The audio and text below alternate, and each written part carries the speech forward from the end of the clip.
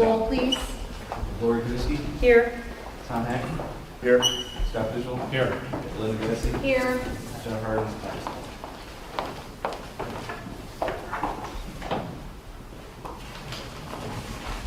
That's the correct one. We're going to do the Pledge of Allegiance during the regular meeting. Are we okay to hold into that? Sure. Okay. We'll get started then with the presentation. So we'll get started with the owner representative interviews. Is there any introductions or? Well, I guess I will introduce, we interviewed 3 different firms during our Buildings and Grounds meeting earlier this month. We narrowed it down to 2 firms, and so we scheduled them here tonight, one at 5:30 and one at 6:15. So the first one here at 5:30 is a firm called NV5, and we'll just go ahead and turn it over. They can introduce and take it away. Thank you. My name is Mark Siegfried. I'm the Managing Director of NV5's local office in Solon. Just wanted to first just mention how excited we are to be back. We felt a great connection at that first meeting, talking with the team, and feel we are a great fit to meet the needs of Riverside and support efforts forward as we discussed. So a little bit about NV5. We have a 50-year plus history serving clients in the Cleveland area. Those clients range from K-12 clients like yourself. We have an active renovation project in Ravenna. That's healthcare. We serve clients such as Metro Health and the Cleveland Clinic, actively working over at the Mentor Hospital project. I'm sure if you've driven by 615, you're seeing that come out of the ground. And government sector work. Geauga County is a trusted client of ours. We've helped deliver the combined office building down Ravenwood Road, which is just being turned over and activated, and we're supporting the efforts further with their court complex. So I wanted to just mention that our team that serve K-12 clients, so we bring that deep bench strength as well with us to support local efforts. We have a team of great PMs, estimators, and schedulers all in-house. We don't need to go for any subcontractors to do all of those specialty areas, which are very key to strategic planning. On a personal note, I graduated from Ohio State as a structural engineer. As a designer for the first half of my career. In the last 10 years, I've been working over on the project management side, helping owners like yourself plan and make sure their projects finish on time and on budget successfully. My name is Orly Perez. I kind of feel like I should be standing, but so I apologize for my back to those in the room. I'm a senior project manager with NV5. It was wonderful to meet some of you a few weeks ago. It's nice to meet the others today.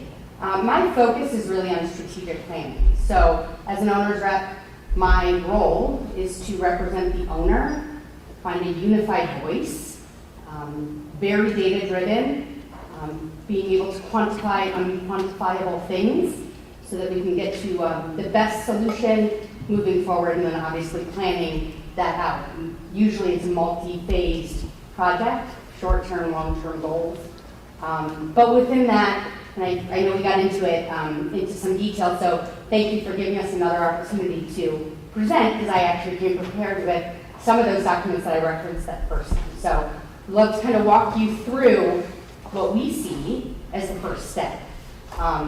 Really just from what we gathered in that first meeting, seeing that there are multiple options on the table, at least from what we envision having multiple options on the table. And so I'd like to kind of walk you through what that process looks like. Hopefully this is, that we're on the same page here. I really would love for this to be a conversation. If there are things that you have questions about, want to know a little more in depth, I'm assuming that's what this is for, right? And so what I've done, and you'll have that in front of you, I have a few extras if others in the room want me, so I'm happy to just... Pass this out. Great.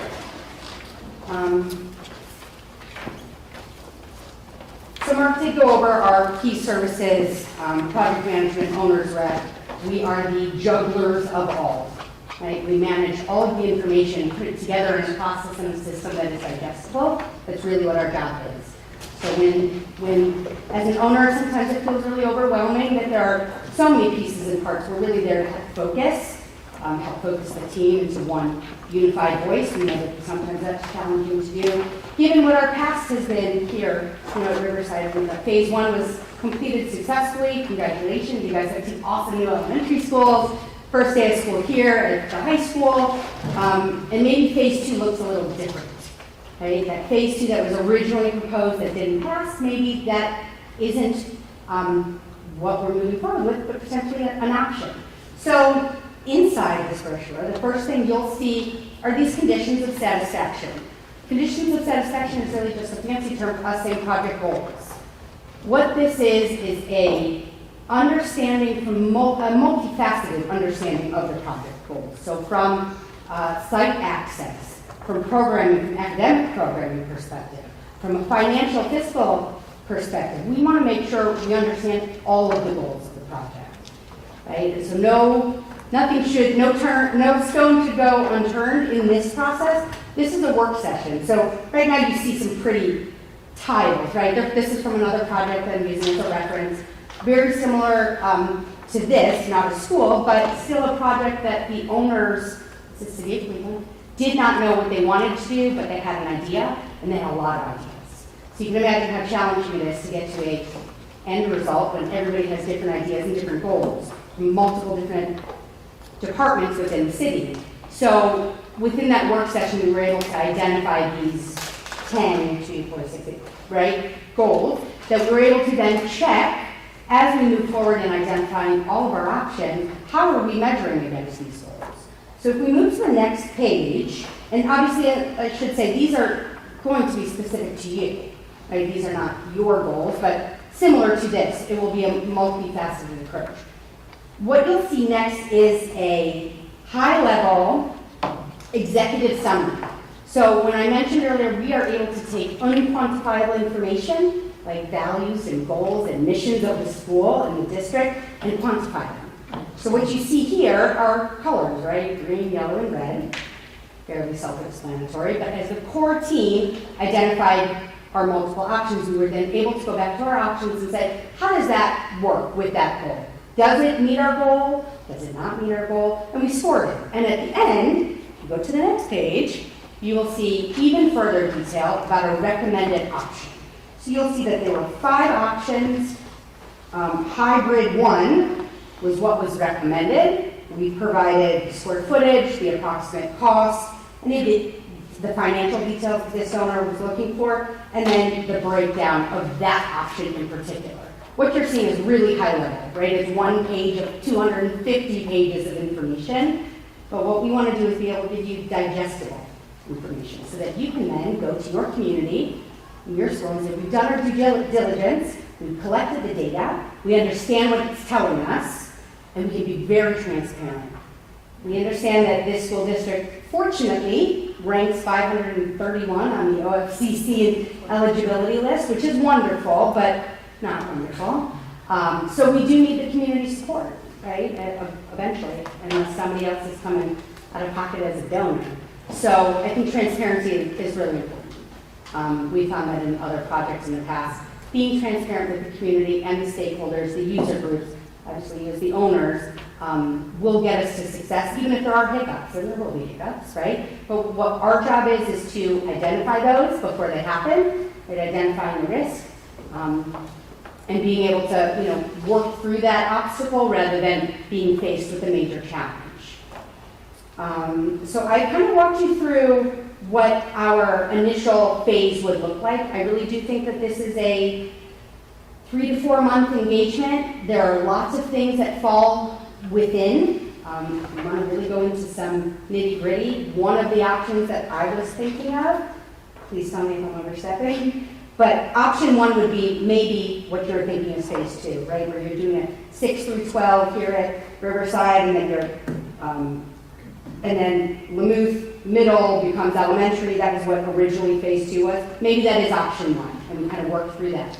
Option 2 maybe is a renovation of this school, keeping it as an 8 through 12. Again, I know I'm overstepping, just assuming But that could be an option, and maybe move becomes elementary and one of the other elementary schools becomes middle, right? We're gonna put everything on the table. I'm assuming all of you have lots of great ideas. That's probably why we're here interviewing, is because everybody has such great ideas. But really get those on paper, understanding the data, and then being able to decipher what's the best path forward.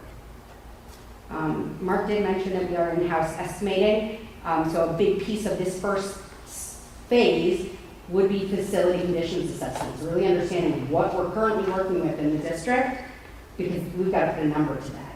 It's going to be an option somewhere, right? What does the renovation look like? And then also breaking out what are some immediate needs.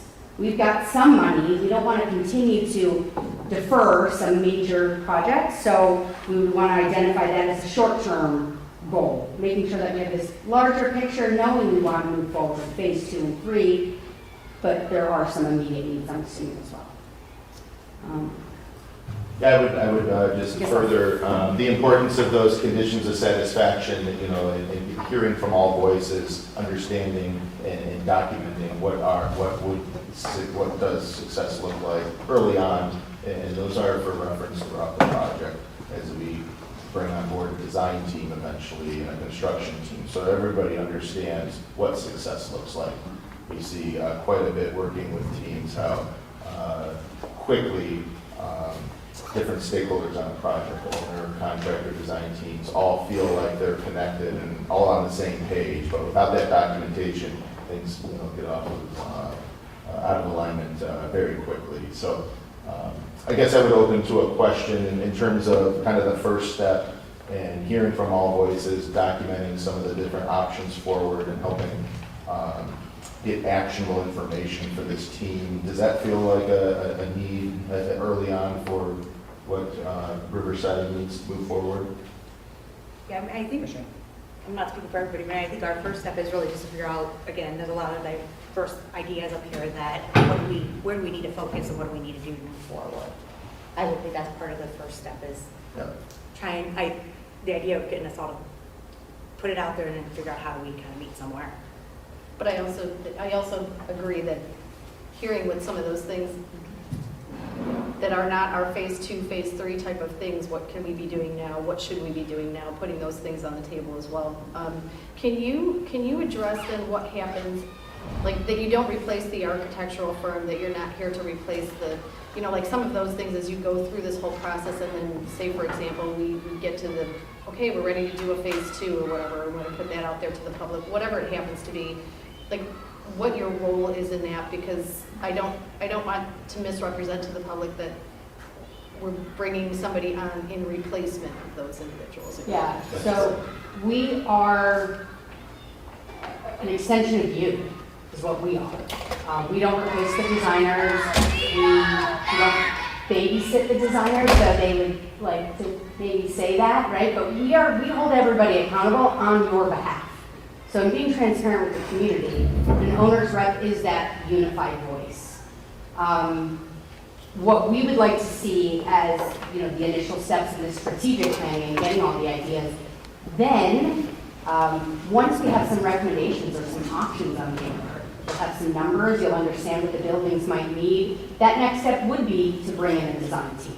Right? If you have somebody that you want to use already, or if you have to go out to the public, maybe if we know that one of our options is to redesign a space, and we want to get that out to the public, we'd like to have that as a conceptual drawing, as a rendering, so that we can show that to the public. We're not designers. We do have in-house designers, should we need to call on them, but that's not our role.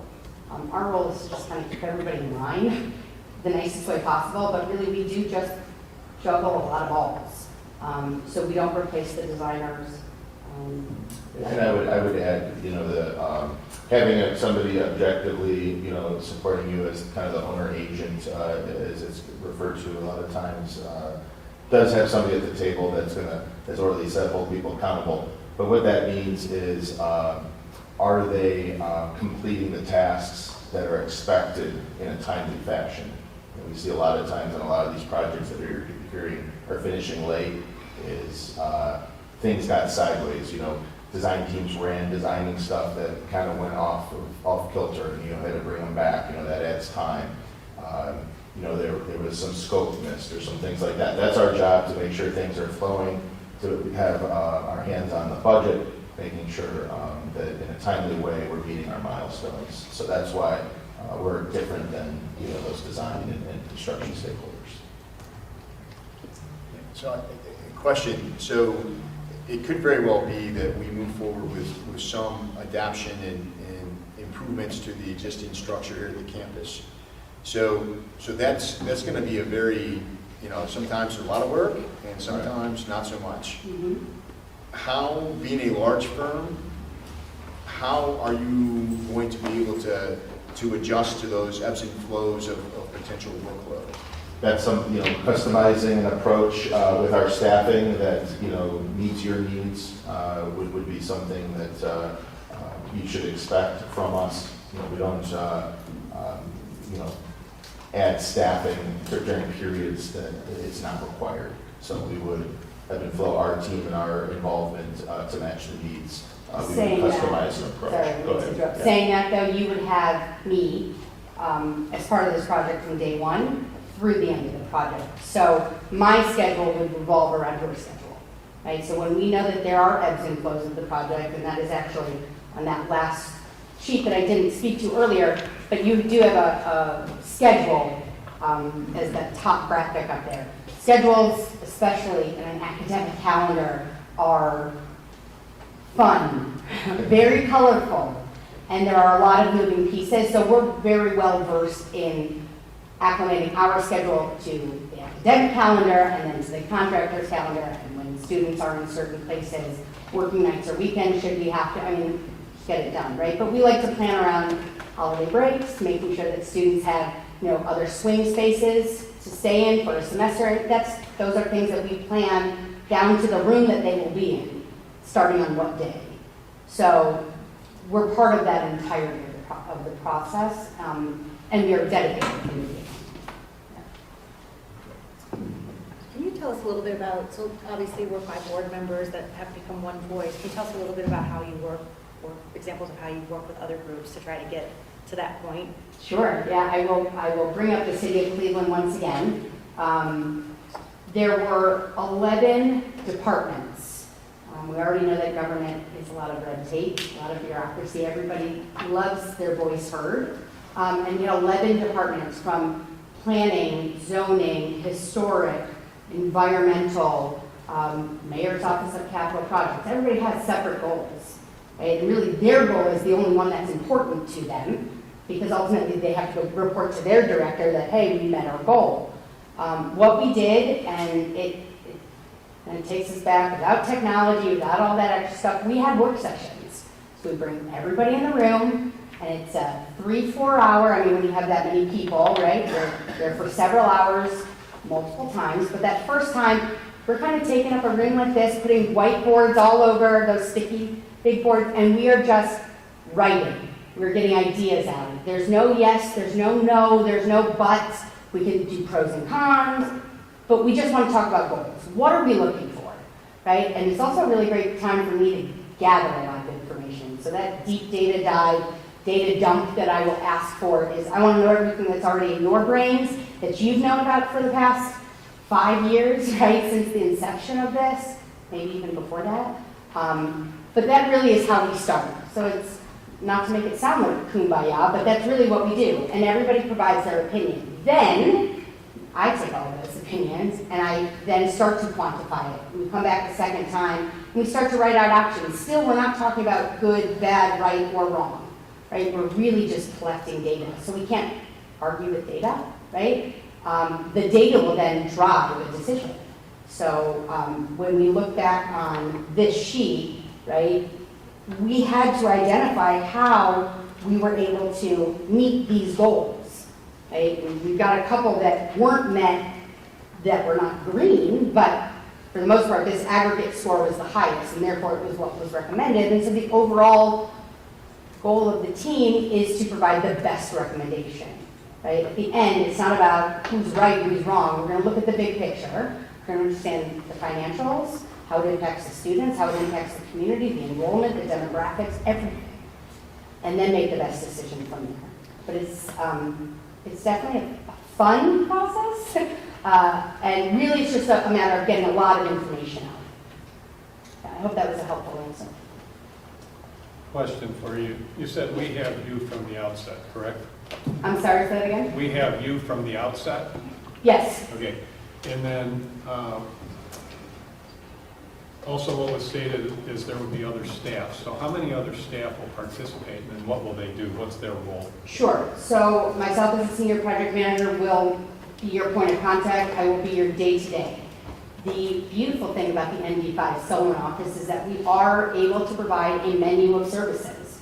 So for what I foresee, we will have some cost estimating needs, specifically with some facility condition assessments. Also with any new design, providing some cost estimates for any new design. And that would be Dan Sexton, who's in our office. He is on that last page right at the bottom. That's Dan. Unfortunately, he was on vacation, so he could not make it tonight. And then Brian Stewart, in the industry, 40 years, our master scheduler. He will be part of the project. Very much involved, but you won't see him as much. He will be providing us the reports. We will be asking him for those updates. Really, his role will be very heavily rooted in the construction process. Once we really start bringing on either the CM or however we're delivering this project, he'll be really essential in that role. Now, do you oversee them or are they separate entities, so to speak? So this would be what I would say our project. I will manage the project and I'll bring them in as needed. We all manage ourselves, right? So I don't say like I manage them because they're some senior to me, but they're excellent at what they do. I bring them into my projects all the time. That's really how our office works, is we give each other little bits of our information. I work on other people's projects as equipment planning and strategic planning. So we work really well together, that there's a nice flow of information. And so then how do you vet the contractors and subcontractors? Well, Yeah. that's an extensive process, you know, what we do, like Geauga County, you know, when we were bringing a CM on board at risk on that project to vet all of their numbers, when we were part of that selection process, as you know, having that expertise and being able to vet that is something that's a skill set that somebody needs to be experienced to go through. Both Dan and Brian have a lot of K-12 experience, both on the estimating schedule side, doing exactly what you're talking about, vetting the contractors, assuming that there isn't any risks, you know, when we look into the details of the project and that this team knows what the risks are. Sometimes there's a best value need versus low bid.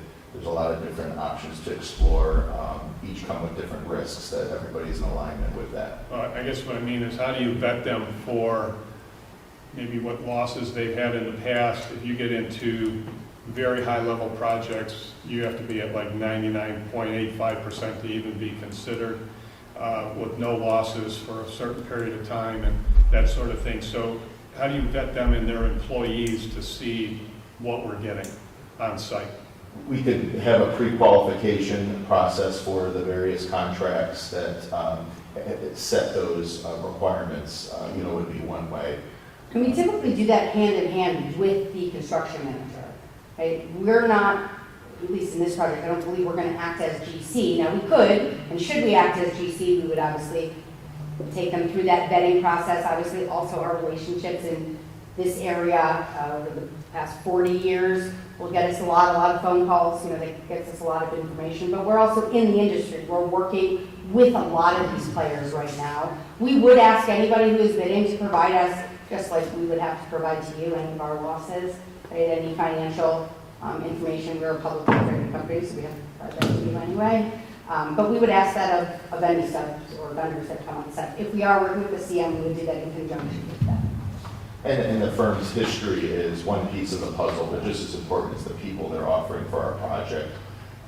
You know, with the years of experience we have in this region, we have a good feel for just about everybody, but we don't want a firm's C team or D team. We know the issues with there. We want to know the risks involved with who they're going to supply and make sure that they commit them to the project long term. Yeah, I think that would be important. And I do think just from a dynamic from the Riverside, we definitely would want the owners agent and the CM to be different, right? Just so we have that check. Absolutely. And there's transparency we'll provide with our reporting to what the different, allowances are and contingencies. There's a lot of things with the budget that unless you're down in the details, know some of the exposures, maybe with some potential change orders and understanding, especially on how that fits, maybe if we have some, parallel paths, at least smaller projects ongoing. But all of this fits together into a big puzzle, and us explaining that in a very digestible way, in a very timely fashion to you, is the tools you guys need to be successful. So have you executed between a $30 and $40 million project in the last couple of years? Yes.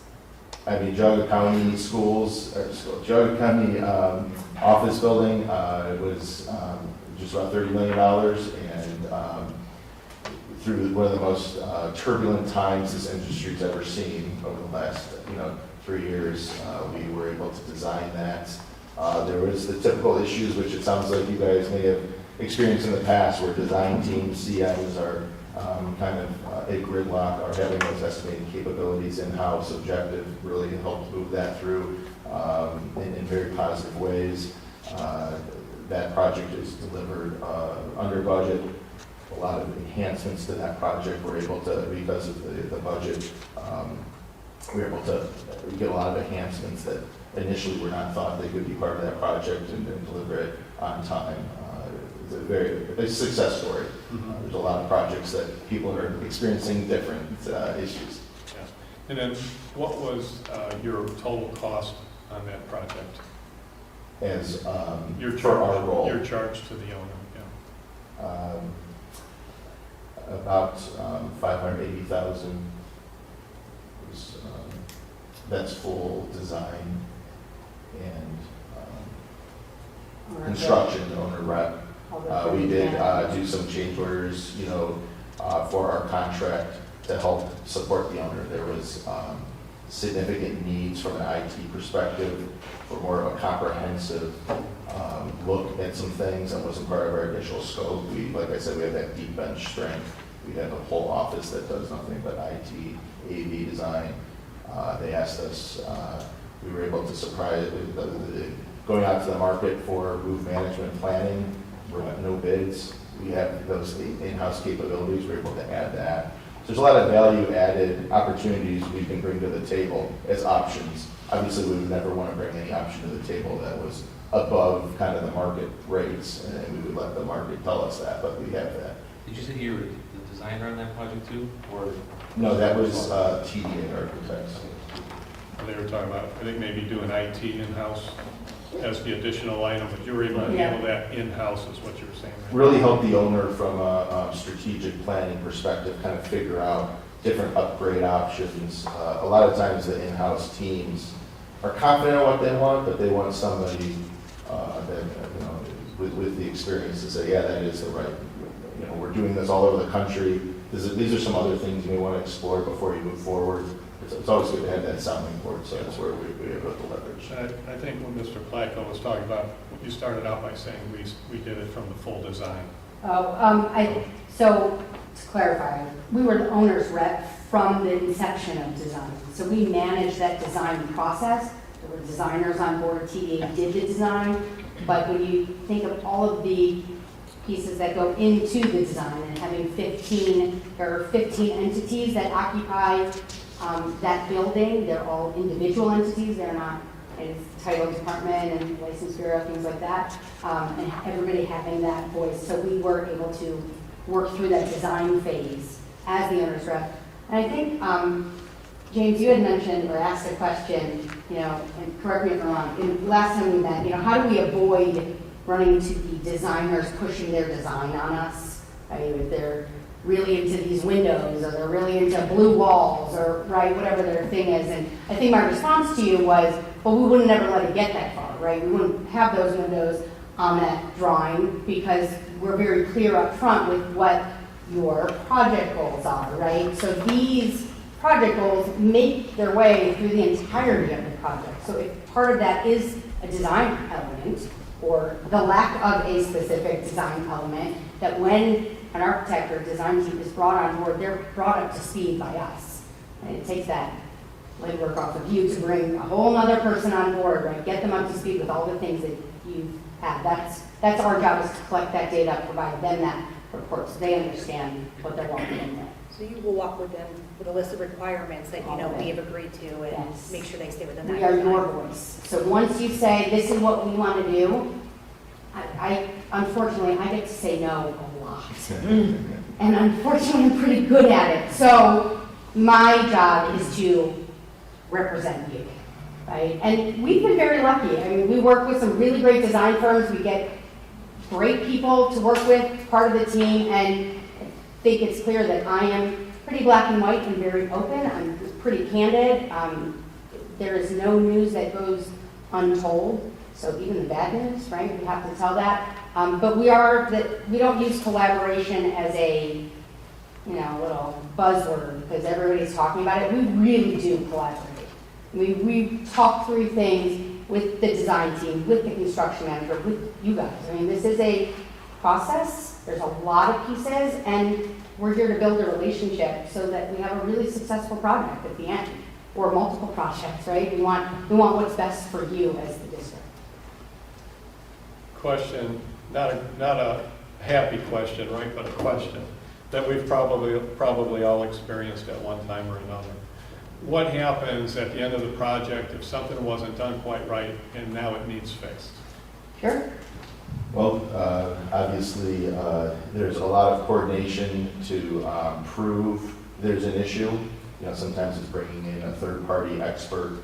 If you're dealing with something with glass, or you're dealing with something, flooring issue, or there's some experts that need to come in there. Obviously, sometimes we will support the owner to prove our case, if you will. Obviously, our designer's saying it's an issue, but we need to, if we're going to get into some potential litigation, have a very rock solid approach. We would hopefully, within coordination outside of needing legal, we would come to a resolution there that everybody is on the same page with on those issues. Nobody wins as it gets into a very litigious scenario. We do in-house have construction claims experts. We call it the dark side of this business. Again, whether it's schedule issues, quality issues, material issues, time-related impact issues, we've dissected all of that and been able to, a lot of the times, it's helping illustrate the issue so that everybody can understand it is how you begin to solve those issues. You hope to catch them all early, but there is some things that don't come out until that very end, 11th hour.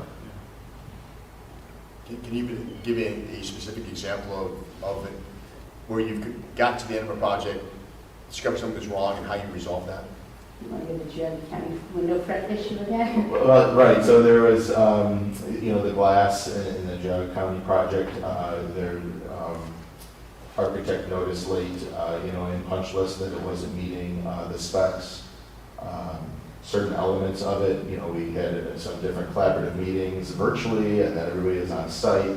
But some of the glass was removed and tested, and the manufacturer decided to replace it. So that replacement, is ongoing.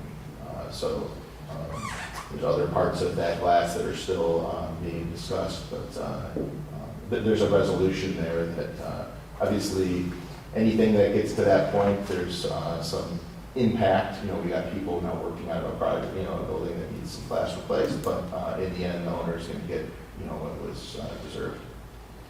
And it sounds like the owner was kept whole in that situation. The issue was determined to be with the OEM of the glass of the windows. Exactly right. And with all projects, from an executive level, from my support, I'm always a phone call away. Obviously, Orly would be as well. There's nothing that we do going rogue on our own that does not have input from everybody we're talking to tonight.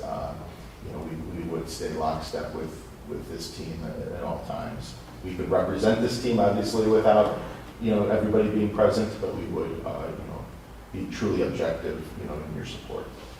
Is there somebody at the county, since it's such a recent project, is there somebody at the county that you would be able to refer us to? We wanted to just Sure. Definitely.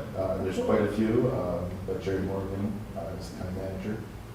Would be one. I'll get you his contact information. May have also been a reference in our SOQ, but happy to get that. Yeah, just separate it out, happy to separate it out, yeah. Thank you. Absolutely. So, are there any good questions that we haven't asked that we should have? That's an I excellent question. guess one question I have would be, what's the team's expectation on timeline? How quickly are you trying to reach some type of milestone? Or do you need, is that step one to kind of figure that question? We don't know, we started talking about it. We did talk, I guess, I'm not sure that there's a consensus, but my thought is that we have zero room for screw up. And so whatever it takes to come together in consensus and then to execute effectively and deliver, that's what we need to do. So I don't know, I can only speak for myself. I don't have, I mean, it needs to happen sooner than later, but I am not saying that needs to be done by, immediately. That's great, that's very helpful. But again, I'm one of five. Sure. And so, but that's. Well, this process will identify the path we're looking to take and how long it'll take us to get there. Right? And there may be multiple paths. There may be a short term, there may be, right, where you would have called it phase 2 and 3, maybe we've got several paths that we're taking simultaneously. So we'll map that out and Getting back to the jog up project, how long did that take? In terms of construction, design? From the beginning planning to completion?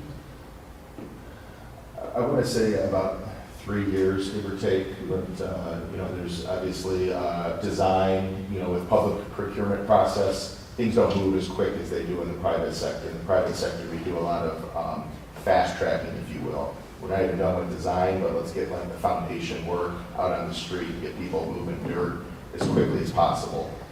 With public procurement, there's probably some different steps and time it takes, especially from a legal perspective, to get people onboarded and contractually set. That moves things a little bit slower than the private sector, but we would obviously move things as fast as this team wants to move. Yeah, we obviously operate with some limitations because of the school year. And then we're looking at all the opportunities, off days, summer, weekends, that sort of thing. So. And depending on the scope, some of it is, there's some out-of-box thinking we can do about maybe with procurement issues, the procurement for electrical items and mechanical items are very far. Maybe we would break out different scopes so that we can get things moving in terms of the manufacturing side of the different pieces, if it allows us to, get things moving a little bit. Right, there's some low-hanging fruit. And of course, it has to fit in the schedule, but you take the low-hanging fruit and get going. Yeah, and having stuff on hand. I'm sure everybody's heard about it, but it's hard to get materials last minute. You just have to avoid rework and do it right the first time these days. And planning has never been more critical. So, the other question I would have, there's part of it is the timing side of how quickly you guys want to move. I guess, is there any backlog of just very critical work items, even if small scope, that needs to be right off the bat something we need to look at and bring a team on to address? So I can, well, you may recognize that both of us have been on the buildings and grounds. Right. So Mr. Arlesic, who's our head of maintenance, did provide a list of things.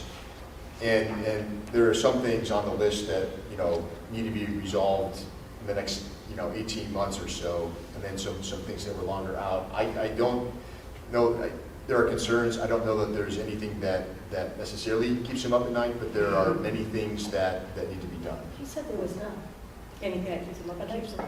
That's good. Yeah. So, Yeah, I guess, and then from my perspective, right, we'd have to rank those things, right? And figure out, is it best to approach some of those or start fresh or whatever. I think that's the whole reason why we're having these conversations, is to figure out, what is our next step? Is it going to be something to the tune of phase 2? Is it new construction? Is it repair and new construction? What is it? What does it even look like? We do have about 3 minutes left. going to be respectful of the timelines, the Right. folks picking up. And we're great at kind of positioning the prioritization of those and then getting some things moving and then getting that actionable so some decisions can be made, some things moving that, there is a low risk that, someday, we may be replacing this yet again in a few years, we wouldn't want to have those missteps. Any other final Any questions? questions? No, second time we went through it. Thank you. Thank you so much. Yeah, I would just end with, we're very excited for the potential here. We'd love to serve everyone in this room and all of the stakeholders of Riverside. So if there's any questions, we'll get you Jerry's information. We're available to answer those. Thank you. Thank you. Thanks, All right, everyone. thank you. Have a good night.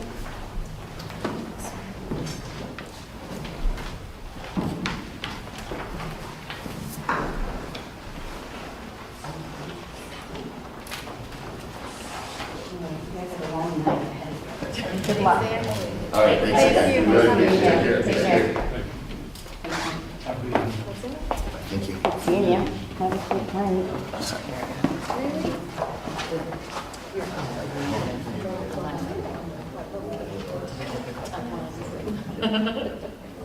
Yeah.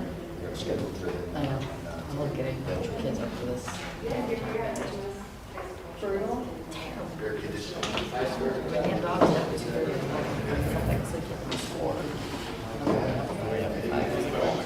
Interestingly, my kids never like complain about getting up for school, and now Dante gets up at this Kyle's actually really a lot easier than I wanted days ago. His home tried to put a tent and can't believe all of them. That's really, so it's just Kyle. He's my sister one, but I can't trust him on his own. That's all.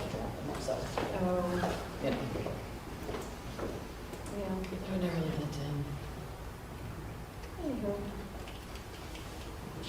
Goes one way, doesn't go, the other doesn't go, and then goes the third one. I might be in the middle again. Yeah, sorry, maybe we should go over there. I've already seen it. Well, I think he has hard copies as well.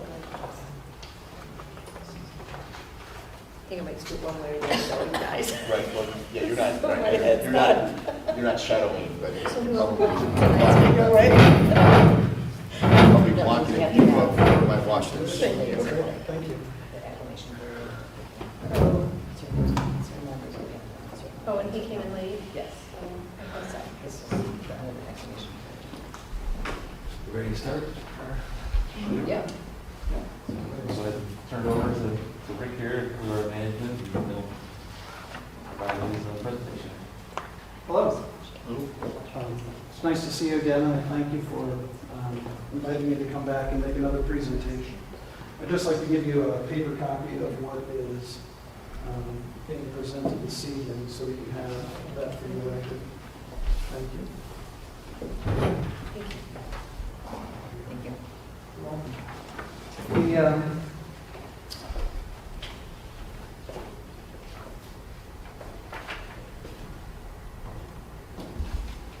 I appreciate the opportunity to come back and speak with Riverside Local School District and be able to review, in a sense, some of the challenges that face the district, and also to be able to see about how to work towards finding solutions for them.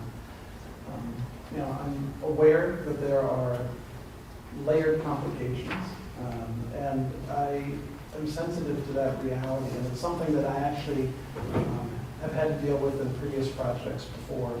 So, I put together this presentation in order to be able to just walk through and provide you a little high-level view, and then, provide some detail about process. But just as an overview, Thorough Management is an independent consultancy. Managing directors. We partner especially with educational institutions and nonprofit organizations. CLEORA is actually a shortened form of Cleveland, Ohio Real Asset Management. And as far as members of our team, there's 100 years worth of combined commercial and institutional experience in terms of building projects, construction management. So we do have the team. The thing that I've been holding since, coming from previous review was this idea about this 2021 strategic plan, the 4 areas of focus: teaching and learning, fiscal sensibility, climate, wellness, advocacy, partnerships, and engagement. This is something that I think is a hugely important thing to reflect on, because building projects that you undertake are going to impact all areas of your strategic plan. And in that, there is some embedded danger for the district. And I think it's critical that as you look at getting an owner's representative, that you find an owner's representative who will be prepared to be, on the one hand, an advocate for the district and somebody who operates as an extension of the district, but somebody in that who is prepared to listen carefully, to evaluate thoughtfully, and who's going to begin the process of strategizing in order to be able to find the most cost-effective way and the best way to get impact for the district. To my mind, an owner's representative really should be that, somebody who's advocating for a district. And because the district is essentially granted taxpayer dollars, there's a fiduciary responsibility to care for those carefully, and at the same time to be able to demonstrate that there's sensitivity about how dollars will be spent. In a time where we have high inflation and people are sensitive to the fact that their budgets are finite, it's really important that projects get handled and done well.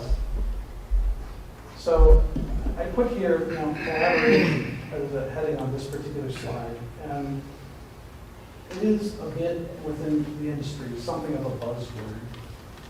But I think it's important to step back from that and ask, what is it that would be accomplished through that process of collaboration? And it's going to be a process of seeking input and shaping engagement with the larger community. Part of that visioning process can be done with an architect, construction team, but it's really important to get a clear sense of what it is that the community is wanting, what community wants to see happen, and then how that aligns with budgets. And there may not be a ready way to identify that at first. One of the tools that I had shared in the prior meeting was active use of a matrix format, that we do in order to be able to assess and create data points around what the key priorities need to be for a community and for a district based off of the input from people. And then on the basis of that, you're able to identify numerically and get some clarity and some insight into sometimes very complicated, very challenging issues. I'm sharing with you, as an example, work that was done recently with Shaker Heights City School District. I had a similar kind of a situation in that they come through a multi-year process where they have been wrestling with whether to build a new middle school. They ultimately did not end up making a determination to build a middle school, but they did decide to have $30 million worth of bond levy spending. And then in the midst of that process, they had an elementary school that caught fire, Fernway Elementary. And that ended up being about a $15 million project for the reconstruction of that building. So we served as owner's representative for Shaker Heights schools in that. About $45 million was spent. In Shaker Heights in particular, there was some real sensitivity about the spending that was taking place because 96% of the tax base in Shaker Heights is on residential homeowners. And of every dollar that comes in taxes, 72 cents of those dollars go straight to the schools. So for people in the community, they love the schools, but they also feel, that things have to be done and managed well because the impact is so direct. So from my perspective, as an owner's representative, providing independent third-party analysis, it's critical and it underlies what we do. You're advocating for the district, you're advocating for the community, but every bit as important is ensuring accountability for the taxpayer. And by providing somebody who's able to advocate and look at things with a different set of eyes, it makes a difference in terms of the outcomes. One of the things that was really important about what happened with Fernway is that we were able to actually go through a process of community vision and getting some sense about what the community wanted. There was, because of the amount of damage that was done at the time, there was a question about whether to even keep the building or whether to bulldoze it. It was not so much the fire that damaged it, but it was 400,000 gallons of water that got poured over the top, and it just made it a disaster. But coming through that process of having community meetings and, in a sense, taking the temperature of the community and getting some sense about what the community wanted, we were able to get to a place where we could have a clear vision and say, okay, we're going to keep the historic brick exterior, we're going to renovate the building on the inside, we're going to put on an addition. So it became a very complicated process, but I shared this particular slide because I think it's beautiful. You know, one of the things that it shows is all of the children who had come together and on the ivy had actually signed their names, you know, as we were doing the construction process for the school. So it became part of the community process of visioning and looking towards what would emerge in the midst of this crisis. You can see from these kinds of images that the scale of the construction was substantial, you know, looking it up, taking it down to the bare walls. You see the process here of the process beginning to rebuild and putting on a new addition. Some of the elements of construction. There are interesting opportunities that are presented when you have construction projects. And when I think about what you're facing here, whether it's a question of building something new, whether it's putting an addition on or making an amendment to your existing buildings and updating them, there are some very interesting, for instance, intentional design choices. And one of the things that we decided to do at Fernway, for instance, was to install linear diffusers. It seems like a small thing, but they end up updating spaces, providing greater comfort, and they also have an impact. So you see sort of a before classroom that was a traditional classroom from 100 years ago, and here's an updated classroom with linear diffusers, LED lighting. You know, it has updated controls. It's a very warm and pleasant modern space, but it's not cold in the way that some of the modern spaces are that get built today. And that was an intentional thing, but it was something that we were able to work towards by taking time, getting the community's input, and then working with the architect and the construction team. One of the details that I just point out here that seems like a small thing to a lot of people, but I think it makes a difference in terms of quality of life, is just taking the time to look at the materials you're using. So as an example, looking at things like noise reduction coefficients. It's not very fun to talk about this kind of stuff, but like these particular ceiling tiles that we identified, they have a sound absorption. If 0 is no sound absorption and 1 is it absorbs everything, these came in at 0.8. So it's really very good in terms of sound dampening. So we could create a space that would end up having less ambient noise. It was easier for the teachers. Something like this is a small thing, and it's invisible to most people. But taking the time to do this kind of research, it's important because it makes a difference in terms of people's lived experiences. One of the things that we ended up encountering in the midst of this project that was a nightmare was that the reinsurer, decided to be very difficult about certain elements of reimbursement. We had a whole team from the reinsurer who worked with us for the first 4 months roughly of the process, signing off on everything. And after 4 months, they said, yeah, we're going to commit $12 million to this project. And they ended up ultimately firing their own people and replacing them with a couple of consultants who they brought in, and they wanted to revisit every decision. And I have this picture here in part because one of the things I wanted to dispute was the idea of spending $300,000 on a sprinkler system for an elementary school that caught fire. I just thought that was outrageous, and perverse. But those are the things that we sometimes have to deal with when you're dealing with insurance claims. And it's a complication, especially in this case, if you're dealing with older infrastructure, figuring out how you're going to integrate things into that.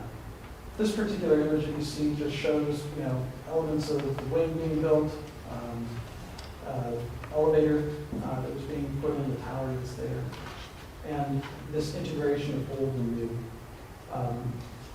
Obviously, this is what Shaker Heights decided they wanted. They wanted to have this kind of a building because it serves as an anchor for their community.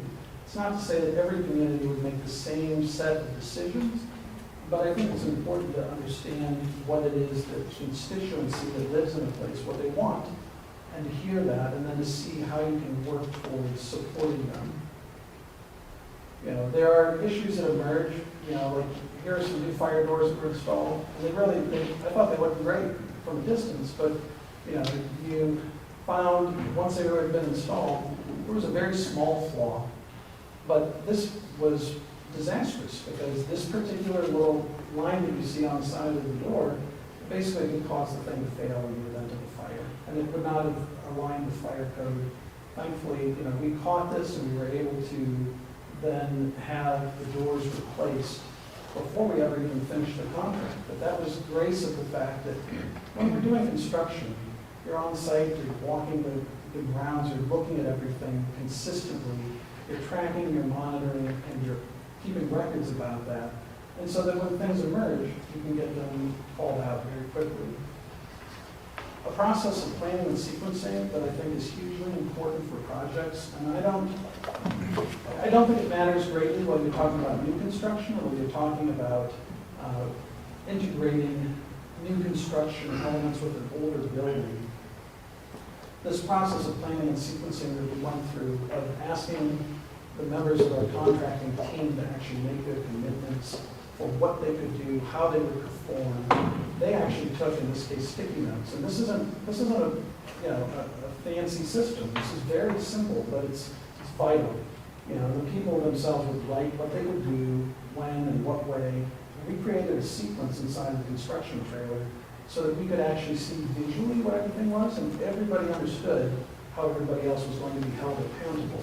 And it also gave us the opportunity to see more globally what it is that was being laid out, and to, in advance, begin that process of figuring out where we needed to make adjustments to avoid the potential for conflicts between trades, where one project had to get completed before another one could come in.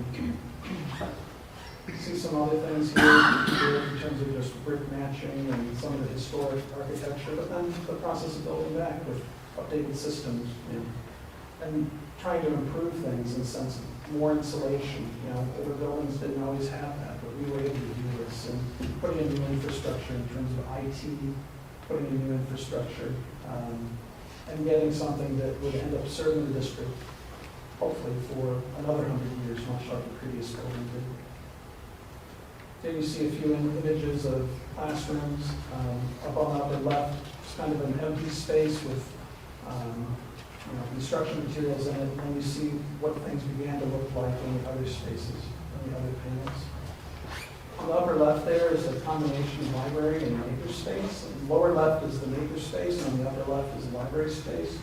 It's a very modern kind of a space, but it also is on a scale in this case that I think serves their children in this school very well, because you're talking about grades K through 4. So, any building project, I think, has to take into account who's engaging with it, right? Whether it's teachers, whether it's children, whether it's families in the community, and how they can use the spaces. And so this was something that we wrestled with.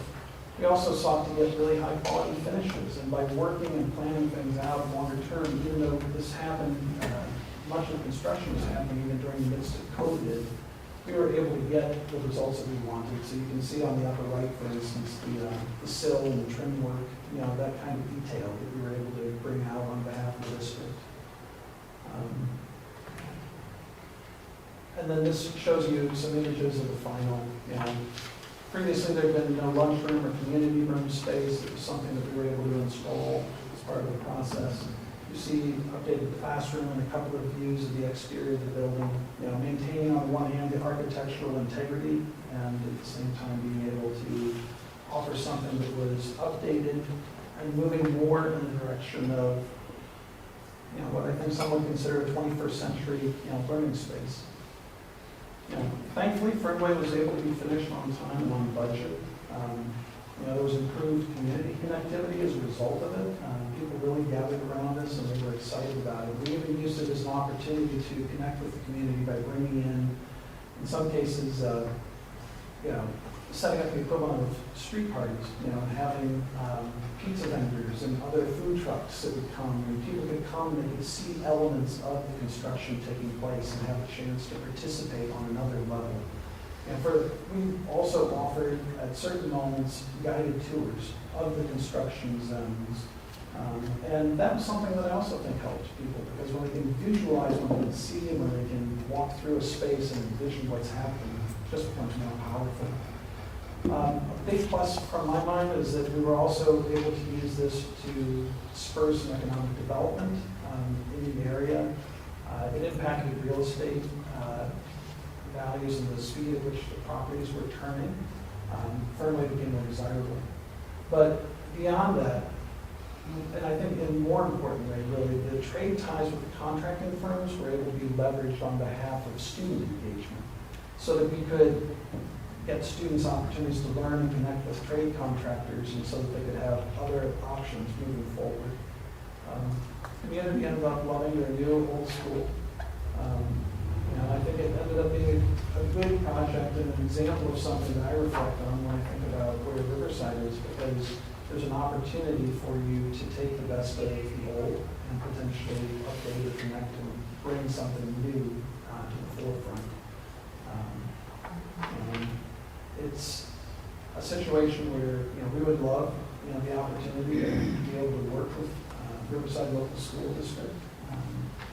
I think the background and the experience that we've had, whether it's on this project or working collaboratively with other educational institutions or nonprofits, I think aligns us well to potentially be able to be of service to you. But ultimately, you have to make the decision for what kind of support you feel is going to put you in the best position. And that's effectively the end of this presentation, but I wanted to make myself available to answer questions and see what I might be able to clarify. I have a question. So, can you tell me how many people on your staff and what expertises they bring to the table for the projects that, like, whatever they may be? We're a small firm, and so there are essentially 3 key members of our team. Robert Baker III, Frederick S. Freer III, and myself as managing director. So it's a small company. Having said that, we have a network of independent consultants that we also utilize and leverage when we need to bring in additional expertise or scale. It's one of the things that allows us to be able to maintain a lower overall cost structure and to be able to provide more value to our clients, because we don't carry high overhead and we don't have a lot of additional expense. But there's, among this team, Fred Freer III has an extensive background in terms of construction, design, and management, and brings that to bear on these projects. Commercial construction, understanding the process that things move through, and he has a history also of writing very detailed, very strong reports that are very useful, and that's both on the side of residential construction and on the side of commercial construction. Robert Baker III was directly involved with a project that I was not a part of, but it was a $220 million project, which was the South Franklin Circle construction for Judson Manor. It's a multi-phase project involving a combination of residential living spaces, commercial facilities, at a scale that goes beyond anything that I think most people encounter, but he was project manager for that. So I would say that we offer something that's a little different than some companies, in that we're, on one hand, I'd say sort of small but mighty, but we also have the ability to be flexible. And that's something that we pride ourselves in, not being able to in a sense, have the meter running on behalf of our clients, because again, in that spirit of needing to advocate on behalf of taxpayers, we're trying to keep the expense costs reasonable. 2 questions. This was a $45 million project, and what was your charge? So, the charge over that period of time would come out to approximately, I'd say, about $230,000. And I would have to double check the figure, but I think that's pretty close. I was the direct project manager on Fernway runway construction, so $15 million worth of that process. The remaining $30 million that we will be spending, I was involved with that. I served in the same capacity with the district, but I didn't have the same necessary set of responsibilities because the scale of it was such that we were doing foundation work, or we were doing whole faces of buildings in terms of masonry. So you would, get the project set up. It would be a long-running project. You would, manage the contractors, but we had also something that we had done, which I think was a good decision on the part of the district. The district made the decision ultimately to have a construction manager at risk come in. And that was something that I think actually protected the district because it helped to ensure the deliverables and make sure that those deliverables they knew what they were getting up front. They could know the cost, they could know the timeline, and all the parties, all the subcontractors coming through the construction manager at risk for all scope review. Typically it was 100. Well, let me interject and say that is the next question. How do you vet your contractors and subcontractors? So a process of scope reviews. So in this particular case, the construction manager at risk that was utilized was Gilbane Construction. I participated in those scope reviews of those subcontractors. So you put your request for proposals, you get a variety of proposals, but there's no guarantee that what actually is proposed actually aligns with what you need. And equally, you oftentimes find when you start peeling the layers of the onion of the proposal, that what they're telling you about either their capacity or their ability or what they can do, it may reflect reality, but sometimes it doesn't. And sometimes, they've got too many projects or they don't have the ability to tell you that we're going to commit this to the project. Those subcontractors, as they're going through that 150-point scope review, you begin to get real clarity on where they match up, where they're falling short. You also get an opportunity to align those different proposals so that you can see where they come in. Equally, because those subcontractors, as part of that work with the construction manager at risk, they also were liable, effectively liquidated damages in the event of non-performance. There is an embedded commitment on the part of all the parties to pull together and to work together to make sure that the project gets done. So that was a game changer, I think, for Shaker. And let me dovetail on. So I actually lived in Shaker for quite a number of years, and I know the community has very high expectations in everything that they do. How were you able to bring all those parties together and come up with a plan that worked? Because they're a lot of doctors, a lot of attorneys, a lot of university professors and things like that. There's it's a very high expectation community is what I would describe. I absolutely would agree with you. It is a very high expectation community, and it's one of the things that I think makes it both a wonderful place to work, but also makes it a challenge because you have lots and lots of people who, in some cases, legitimately deem themselves experts, and in other cases, you have people who feel that they're experts, subject matter experts, and so you have to find a way to listen. So one of the things that we did do very early in this process was to go through, in a sense, what I would call a listening campaign.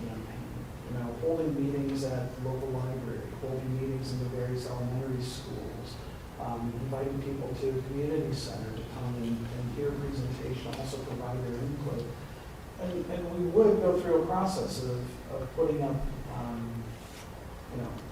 whiteboards and distribute, post-it notes to people, and ask them to prioritize on the basis of what they're giving, like what was most important to them. And they would go through this process. We would ask for their input, and then go back and take the data that was gathered, and we could use that as a way to determine a path forward. It's what made it possible for us to realize, okay, there isn't cohesiveness around the idea of this new middle school, but there was a desire to make sure to protect the underlying infrastructure of the building. So that's $30 million ends up being spent on stuff that's, for most people, largely invisible. Waterproofing foundations, masonry work, roofing, windows. It's just not terribly exciting. But that clarity that emerged from those meetings was really helpful. And then we also leveraged input from the parent-teacher organizations within the community, and we also were getting input then from the Shaker Heights Teachers Association. So, having the input of these different groups, and then going beyond that and having conversations even with people that were working within the district, so that we could get a sense about what it was that people, for instance, on the janitorial staff, custodial team, they needed or that they didn't have or didn't see, or what the teachers and people who were working in the building, what their experiences were, and where those shortfalls were. And so once we had a better understanding about those things, it made it much easier to say, okay, these are the things that we're going to work on. Because that's where the rubber meets the road. And so for teachers, a large portion of this money ended up being spent at Boulevard Elementary School, basically trying to address water infiltration. And My kids were there. okay. It's again, it's not exciting stuff to most people, but I think it's really important because that's where people's lived experiences. And so when teachers are seeing that they've got, moisture, that's appearing inexplicably in the corner of their room, or, when we're aware that things begin to shift in terms of, foundations or the risk that's caused, when you're having repeated water infiltration, it meant that we could go and begin the process of addressing those things. I have another question. So this is likely to be a cyclical environment where we have high activity and then an ebb. And so how, given you're relatively small, how do you think you can handle such an ebb and flow of the work cycle? It's an excellent question, and I appreciate you asking it because I think it's an important thing for everybody to understand. Again, we are small, and I just want to be transparent about that. But when we make a commitment to a project, we make a commitment to ensure that that project is managed well and that the experience of our clients is good, because otherwise we don't survive. That's just fundamentally how that works, and that's how it should work. It's a market element. I would tell you that typically what we will do is we will have one primary client. We'll have a secondary client of a much smaller scale, something else that we're working on at some time. So it's not as if it's just one project that we're doing at a given moment in time. Because of that, we're able to transition and flex between things. The scale of the projects also are different. Sometimes we have clients who have a tremendous amount of need, for a period of time. So like as an example, I think in your case, if you've got 13 weeks of summer, right, like this is the key time. But there are going to be other windows of time where you may need a handful of hours, 20 hours a week, or 30 hours a week, or 40 hours a week, another week. It's going to look different. And that's not something that's unfamiliar. That's part of the cycle of what we manage, and something that we've done consistently for our clients. So if it turned out that the scale and the scope of what is being envisioned on the part of Riverside was substantially larger, then my answer to you in terms of how this would get done is that I don't think as a mayor's representative that we necessarily have to manage every single aspect of this project. The scale of what we're envisioning is that large. I would actually make the suggestion of hiring a construction management firm that will actually do the work for you and has embedded within that certain services that they can provide that they provide at no extra cost. So there's no reason for the district to need for certain things, in terms of the firm, when those things could be leveraged through a construction management company, especially if you're doing one that's a construction manager of this. That's part of what we're able to get and what we're able to leverage. And that was what we did in Shaker's case with Gildan. I think it's a good model because it allows me to. If I could just interrupt, just because of the time constraints. When you did the middle school, that's kind of the scenario we might be in, right? How did you work around the classrooms and the school year and things like that in order to get the $30 million invested in the school and still have the school function as a school at the same time? So to be clear, the district made the decision not to pursue the rebuilding of the middle school. Right, so it was all internal improvements, correct? Internal improvements, but not just in the middle school, it was across multiple I see. buildings. So we had that work on the buildings, but the underlying issue that I think you're asking about really is that key issue of swing space. You know, how do you accommodate your students, and how do you ensure that that environment that they're in is warm, safe, and dry, and that, you know, provides a conducive learning environment for the teachers to operate in. And so that was something that we ended up having to deal with firmly. We actually had to find a way to get that student population relocated across 3 different buildings in the district in order to be able to continue, because one of the things we discovered was that the cost for that swing space, we started talking about bringing in, you know, what I'll just call trailers in a sense, but, you know, they're classrooms, they're modular construction units that are brought in. And some of them are frankly beautiful, they're impressive in terms of what they're able to engineer today.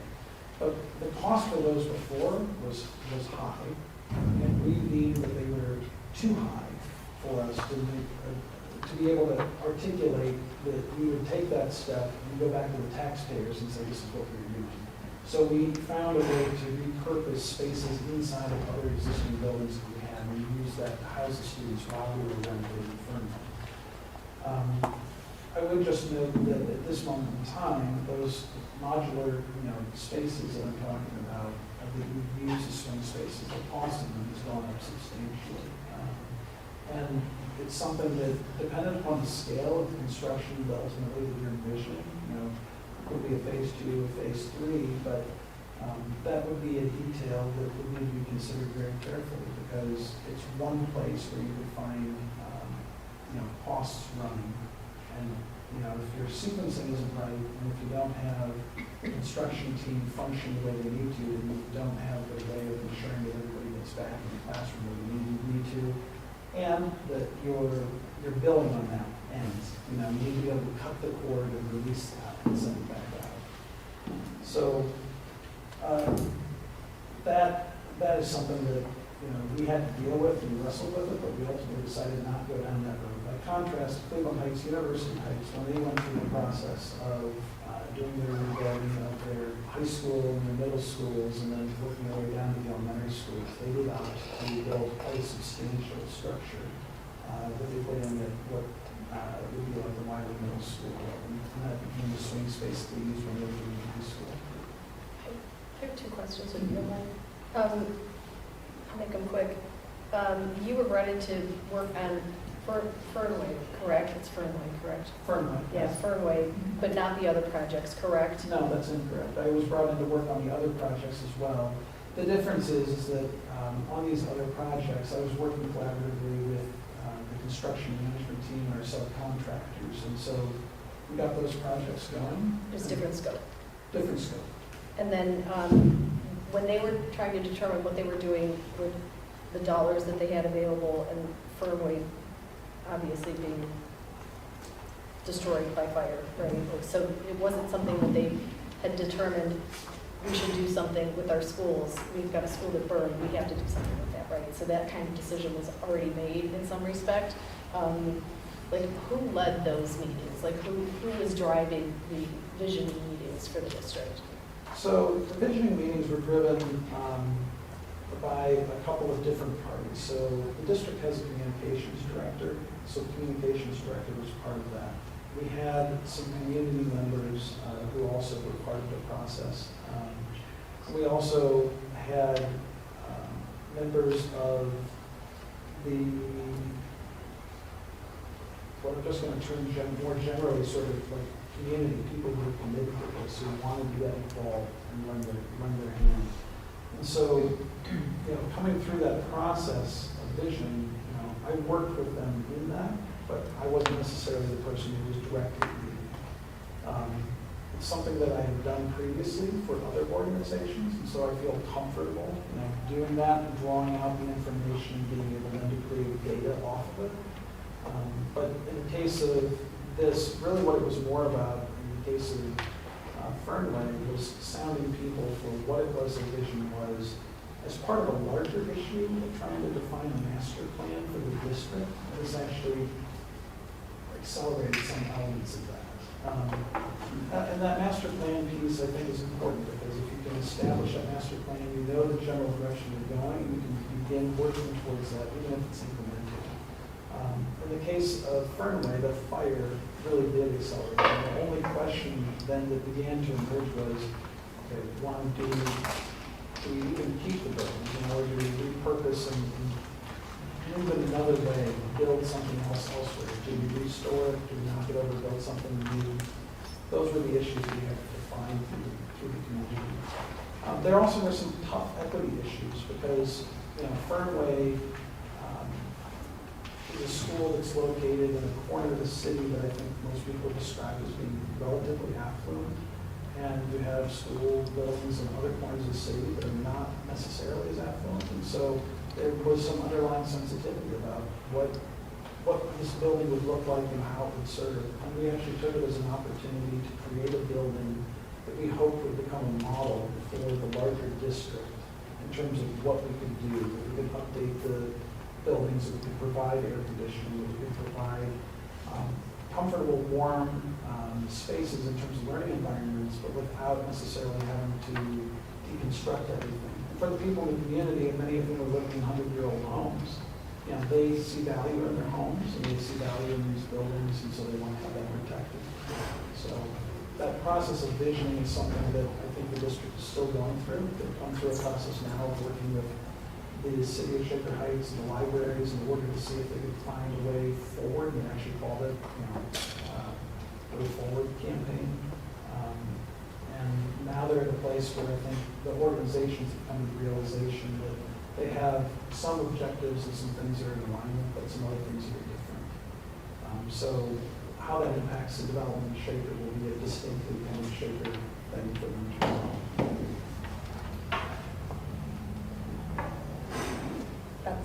Any other questions? I had a question. I'm trying to reconjure it in my brain. So as the owner's rep, can you describe how you kept, I don't know, did you report to the superintendent, to the board, to a committee? What did that interaction look like? Sure. So what the interaction looked like was that I was reporting directly to the Chief Operations Officer, Jeff Grossi is his name, and also Director for Buildings and Grounds, David Boyd, and then would regularly meet with Stephen Wilkins, who at the time was the Assistant Superintendent, and was meeting on a regular basis as well with finally Greg Wilkins, who was the Superintendent.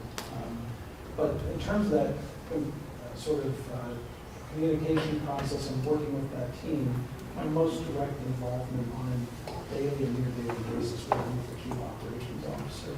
And then I'd say probably twice a week, maybe with the Assistant Superintendent, and maybe once a week with the Superintendent, trying to be respectful of people's time and not bring issues forward that didn't need to be dealt with, but finding ways to manage and work through the things, and then bringing the information forward really required the input of the superintendent. How is the public kept apprised of the board motion and the board as well? Did somebody give an update during their board meetings? Did you participate in that, or was it through the superintendent No, and assistant? I did participate in that, and so we would provide at every board meeting, we basically would provide an update in terms of construction processes and what was taking place. And we would take turns and do it collaboratively. In some cases, it would be construction manager team, somebody from the construction management team, general manager, who would be making a presentation, or it might be, in some cases, Jeff Grossi, the Chief Operations Officer for Shaker, or in some cases it would be me, in some cases it might be building superintendent. But we would work collaboratively. We would meet, review materials and information, and then figure out how best to present things in a way that didn't become confusing. If you want to provide consistent updates, you want to be transparent about what's taking place so people understand the process that you're moving through. But just transparently, not everybody is equally prepared or equipped to deal with the nuances of insurance negotiations, or what it means when you're trying to find a contractor to deal with the slate roof, for instance, on this building you've got to put back on. So there are layers to it, but that reporting was taking place consistently. So, much like the board meetings, we would have, it would be reported and be made available publicly. We would also provide reports within the community, so going out to the library, holding special meetings, sending out messages via social media platforms, let people know, hey, we're having a sounding session. We're going to ask you to come if you're available to come and be part of this process. And to share information, to hear what the community was feeling about what they were seeing, and to begin, to continue taking that temperature along the way. So it wasn't a one and done, it ended up being a continual process of engagement and collaboration. So a few minutes. Any others? Think we're good? Well, I just share one last little detail with you that maybe that's intentionally blank. And then this was something that I ended up dealing with as we were going through the process of, our bond levy work. And it looks fine. It's a set of stairs. Is that Boulevard? Actually, no, this is at the high school. This is on the south face of Shaker Heights High School. But, we ended up replacing a retaining wall, which is the concrete wall you see to the right, replacing this concrete pad, which is there, replacing the stairwell. This is what it looked like. But when you take a closer look at some of the details on it, what you end up seeing is that the contractor who had performed the work didn't use, galvanized materials, for instance, as you see there on the left, and the scutcheons weren't put in place properly. Those are very small matters, but rust will expand and destroy that new concrete that they've been put in. And equally, the image that you see on the right is an example of the way that the stairs, have been put together. This contractor, I think, essentially sent out their E-team, and this was something that we ended up calling to their attention and having them come and basically rip everything out to redo it.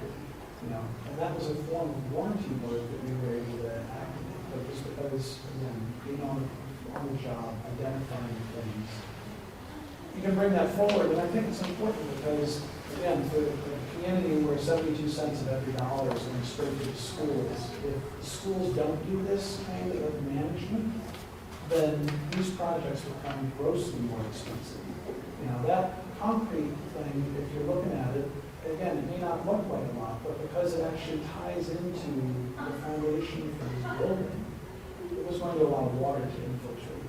And so you would not only have your degradation of the retaining wall over time through the top, but you'd also have the degradation of that point of contact between those concrete stairs and the substructure of the building. Water's the enemy.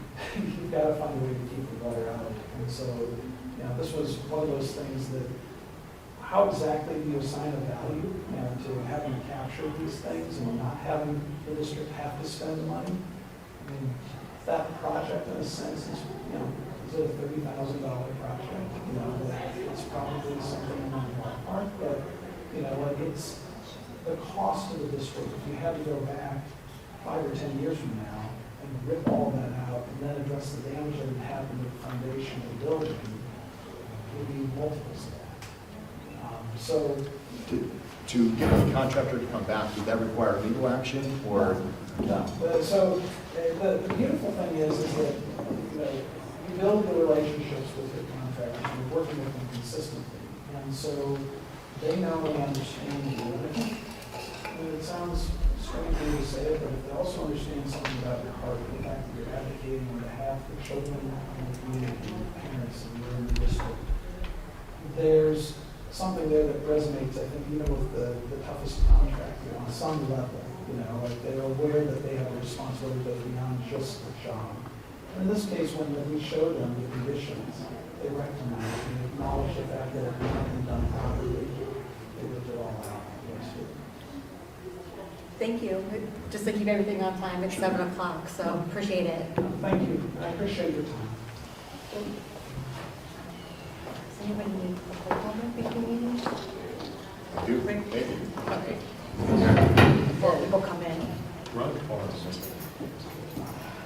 Thank you. Thank you so much. That was a deep sigh.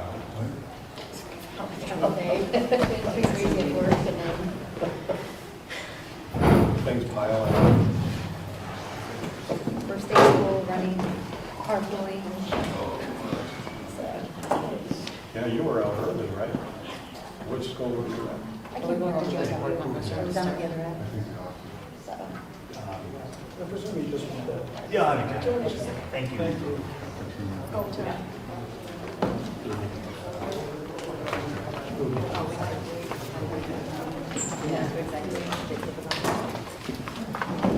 Now you can. Sorry.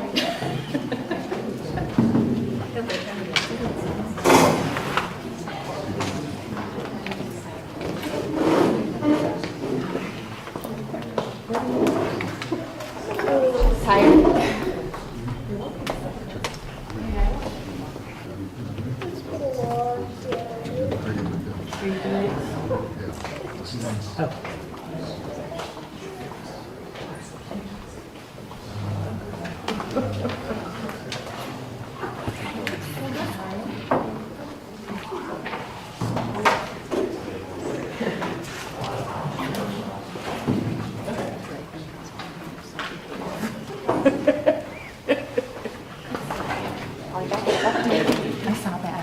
I told them at our meeting, this is the fourth time I've been across. Once when I was a kid.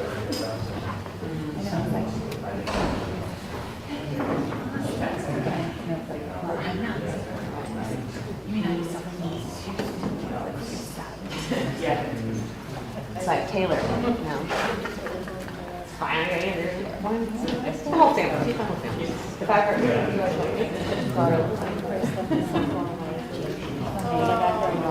Too bad, so sad. Everything's here, just so you don't worry about it. It's locked up. Too bad. And I pull it a little bit. So sad. venturing here, so. My calendar's on and then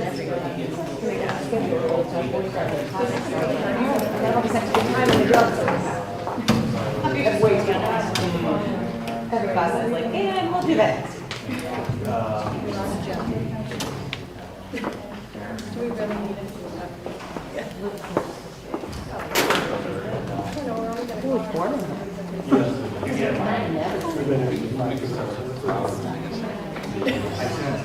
I mean, we're only going to.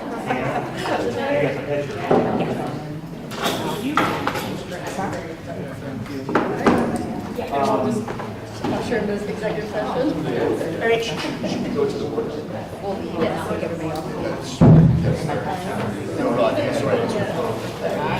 All right, we'll call the regular meeting to order. Mr. Flacco, can you take roll? Lori Frisbee. Here. Tom Heck. Here. Scott Fishel. Here. Linda Gressy. Here. Jennifer Hart. Here. Can we stand for the pledge of allegiance? Allegiance to the flag of the United States of America and to the republic for which it stands, one nation under God, indivisible, with liberty and justice for all.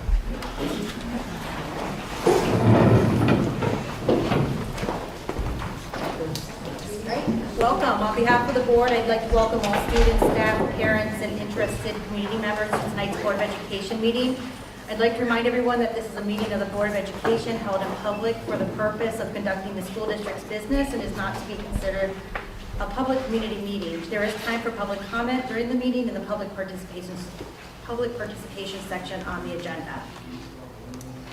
Our first item on the agenda is an executive session. So I motion to adjourn to executive session at 7:05 p.m. to discuss matters of personnel, appointment, and/or appointment.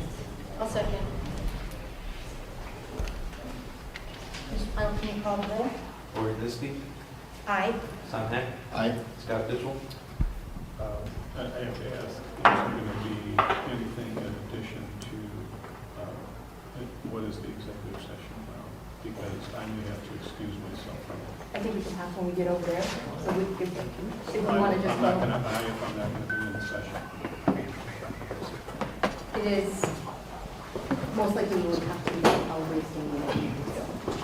attended, so I am not permitted to speak in that meeting. So- For ethics, it's. So I it's an abstain. issue. Oh, thank you. Bill Perez, I, Jennifer Hurd. Aye. All right, so we're just going to move over for a second, and then we'll be right back. Thank you, everybody. We'll move right on to approval of minutes. So we have a motion to approve minutes as attached for the July 28, 2022 board minutes. Second. Go back into the regular session. We already did in there. To regular? We're good. I think we're good. I'm sorry, second? Second. All right. Any discussion? I did correct an error on the minutes that Mr. Hack brought to my attention, that then I had the wrong person giving the policy update at the last meeting, so I can tweak those minutes to make sure they are accurate and reflective. Any other discussion? Michael, can you call the roll? Tom Heck, Aye. Scott Fishel, Aye. Belinda Grassi, I, Jennifer Harden, Aye. Lori Kniske. Aye. Motion carried. Any special reports? No special reports tonight? All right, any discussion of old business? So I think we need to visit the board handbook, correct? Any discussion on what was passed out for the board handbook? That was on the agenda. Okay, so we initially said we would talk about it on, if there Oh, was I'm any. sorry. Do you want to discuss it on policy? Better? Okay.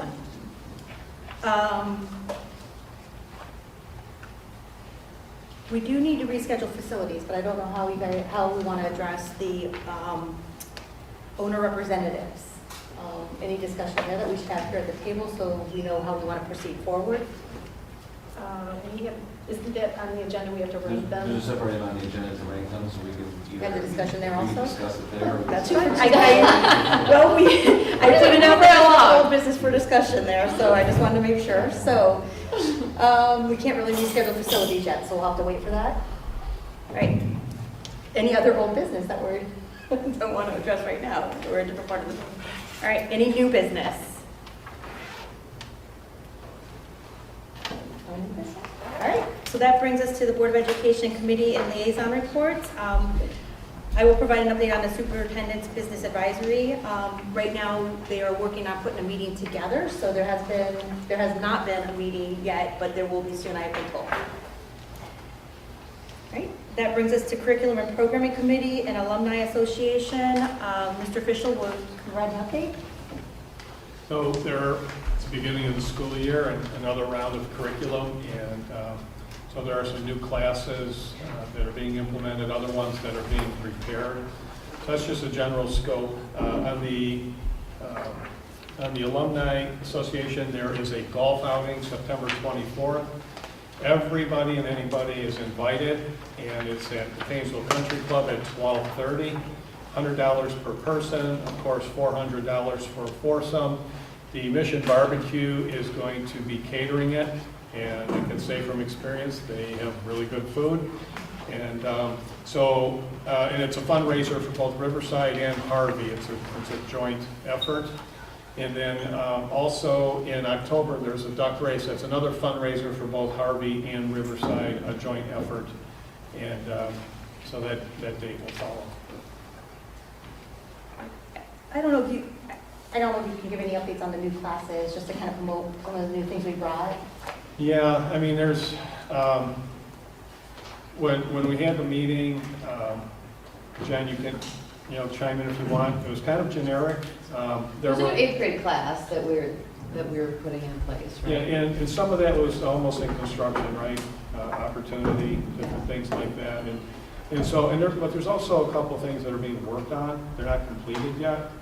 And I believe that Curriculum Director Malakar sent out an email to that effect, and it's not quite completed yet. So when it's completed, maybe next month we'll give a full update. Okay, thank you. Great, that brings us to Buildings and Grounds and Operations Committee. Mr. Hack? Okay, so we had a meeting on August 9th. I have unfortunately forgotten my minutes, so I have a few things that I recall, but I'll be reliant on, thank you, That is terrific.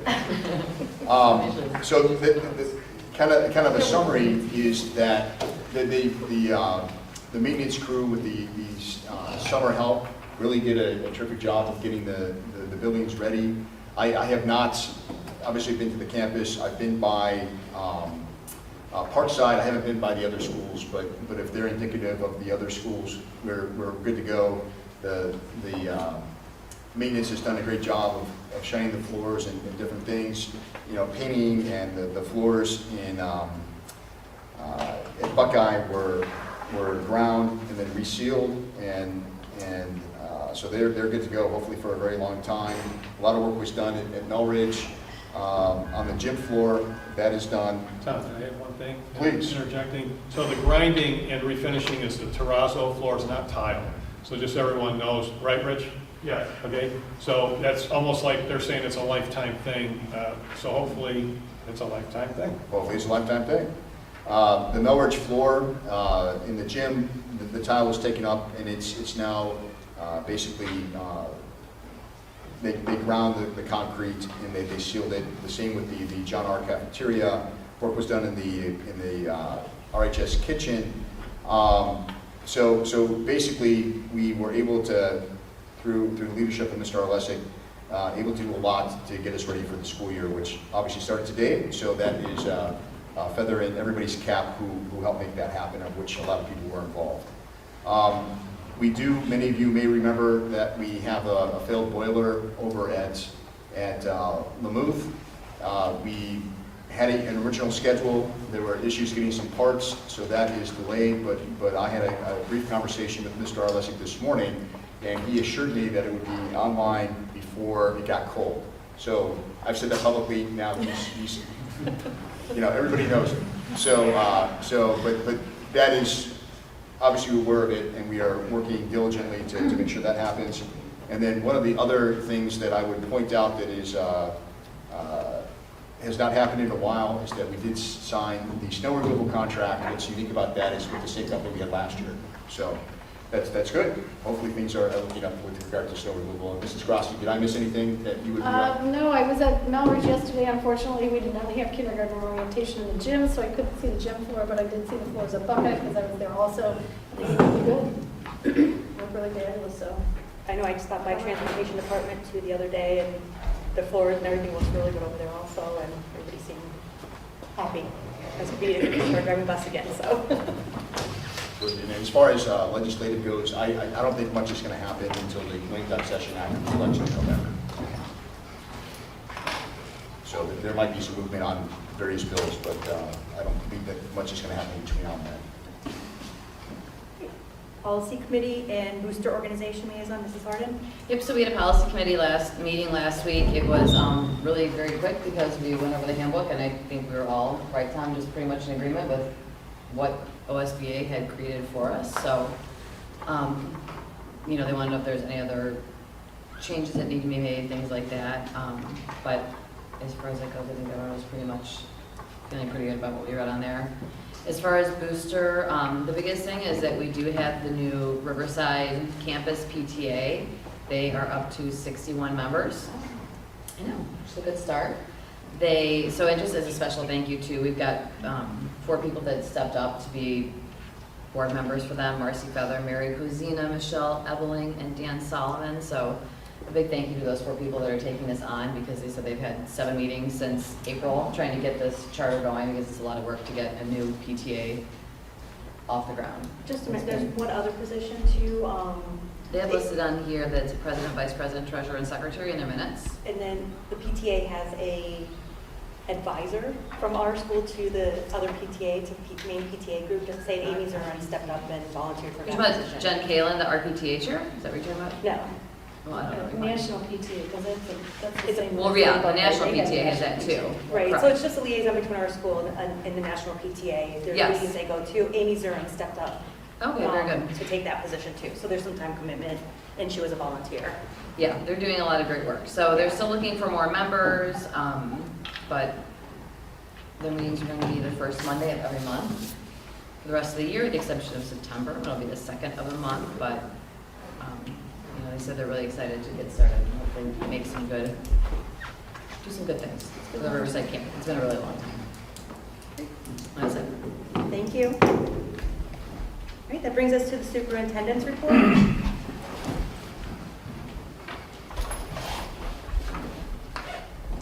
going to be very brief. I'm just going to cover some things that have been happening over the last couple of weeks. As everyone knows in this room.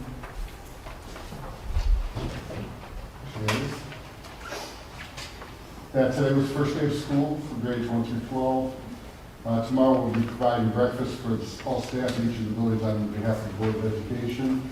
At campus today, I did see a lot of, I know board members were in different buildings today. I saw a couple of board members that were standing outside at arrival at the campus. And I was pleasantly surprised that although there was a lot of drivers today, considering it was the first day, the parking lot was clear by 7:22.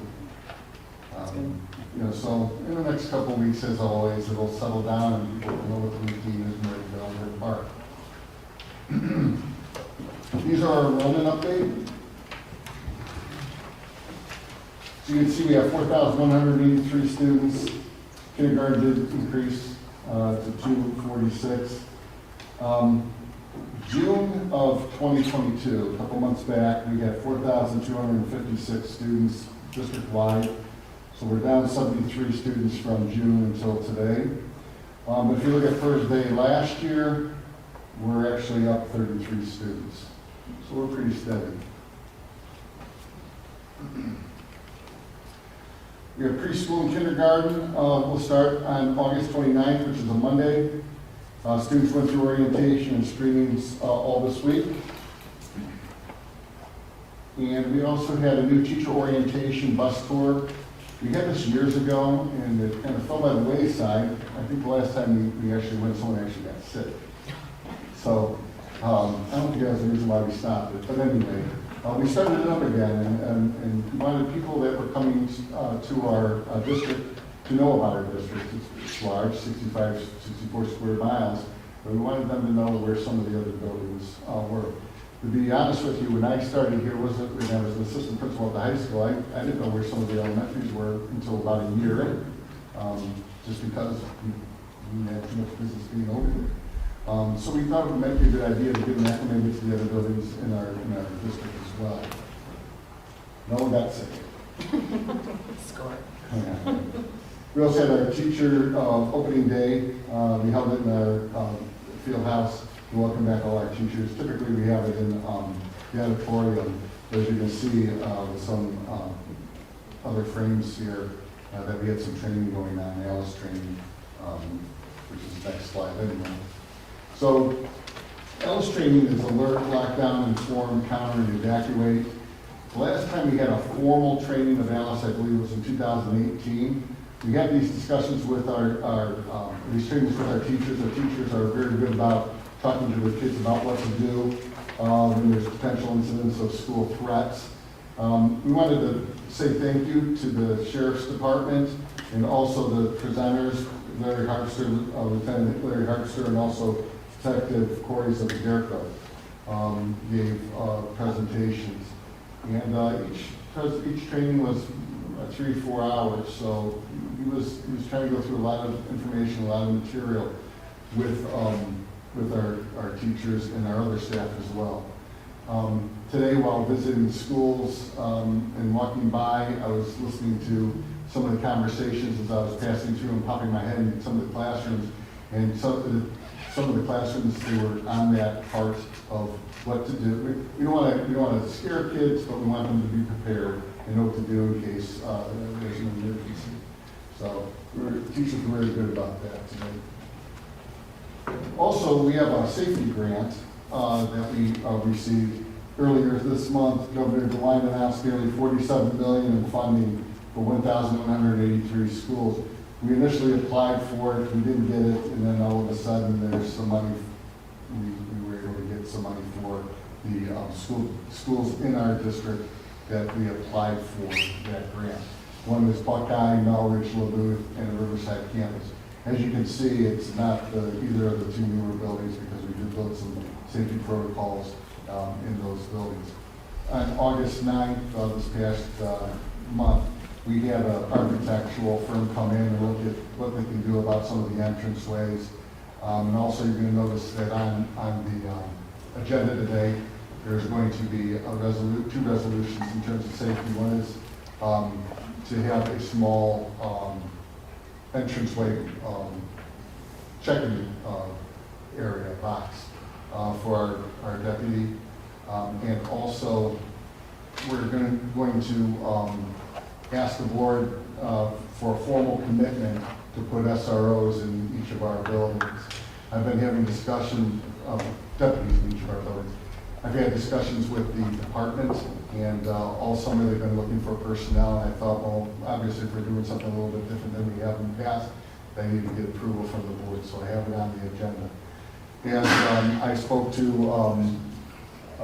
Captain Izzo today.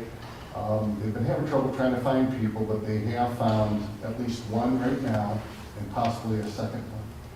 And if it's approved by the board today, I may have an SRO in one of our elementary schools by Monday.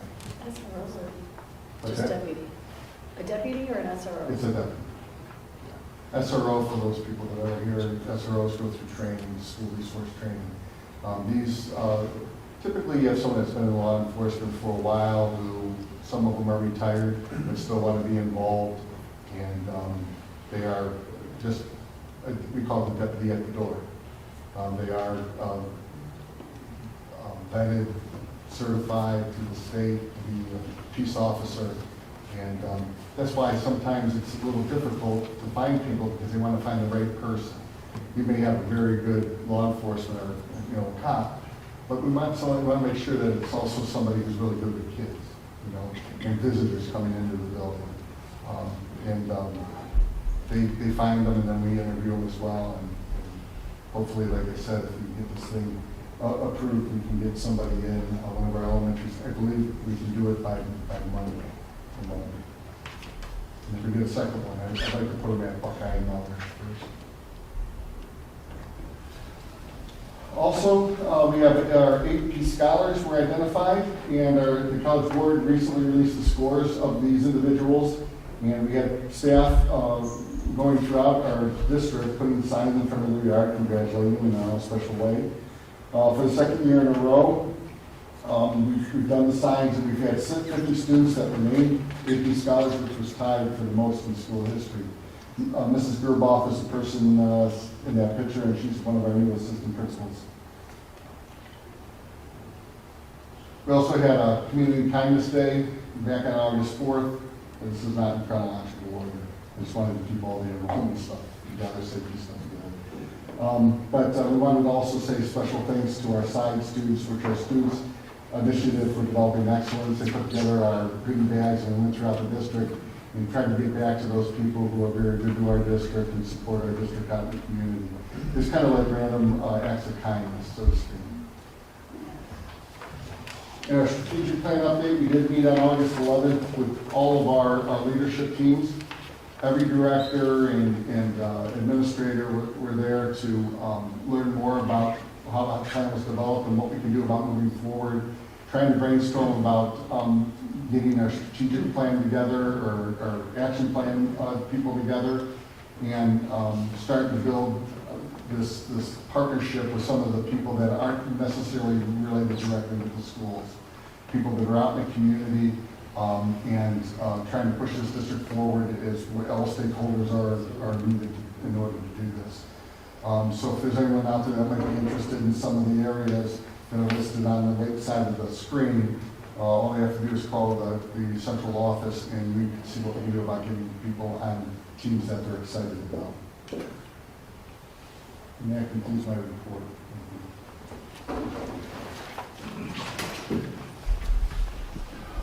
That brings us to Treasurer's Report and Committee Update. So Finance and Audit and Personnel Committee Update, Mrs. Grassi. Sure, we had a meeting on August 18th at 8 a.m.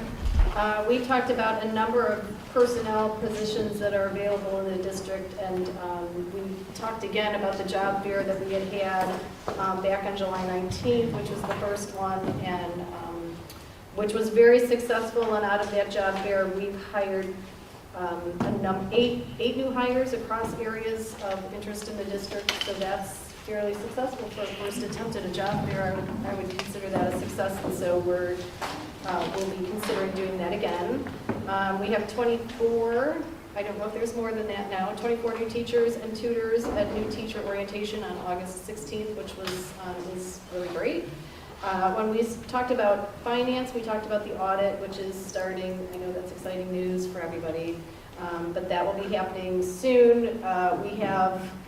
I'm not gonna steal Mr. Platquist's thunder about some of the other things that we talked about our audit, but we also talked about owners rep interviews, in which we had those individuals here today, and that we would sign, hopefully have contracts that if we approve somebody today and rank those, that we were trying to get a contract together for September.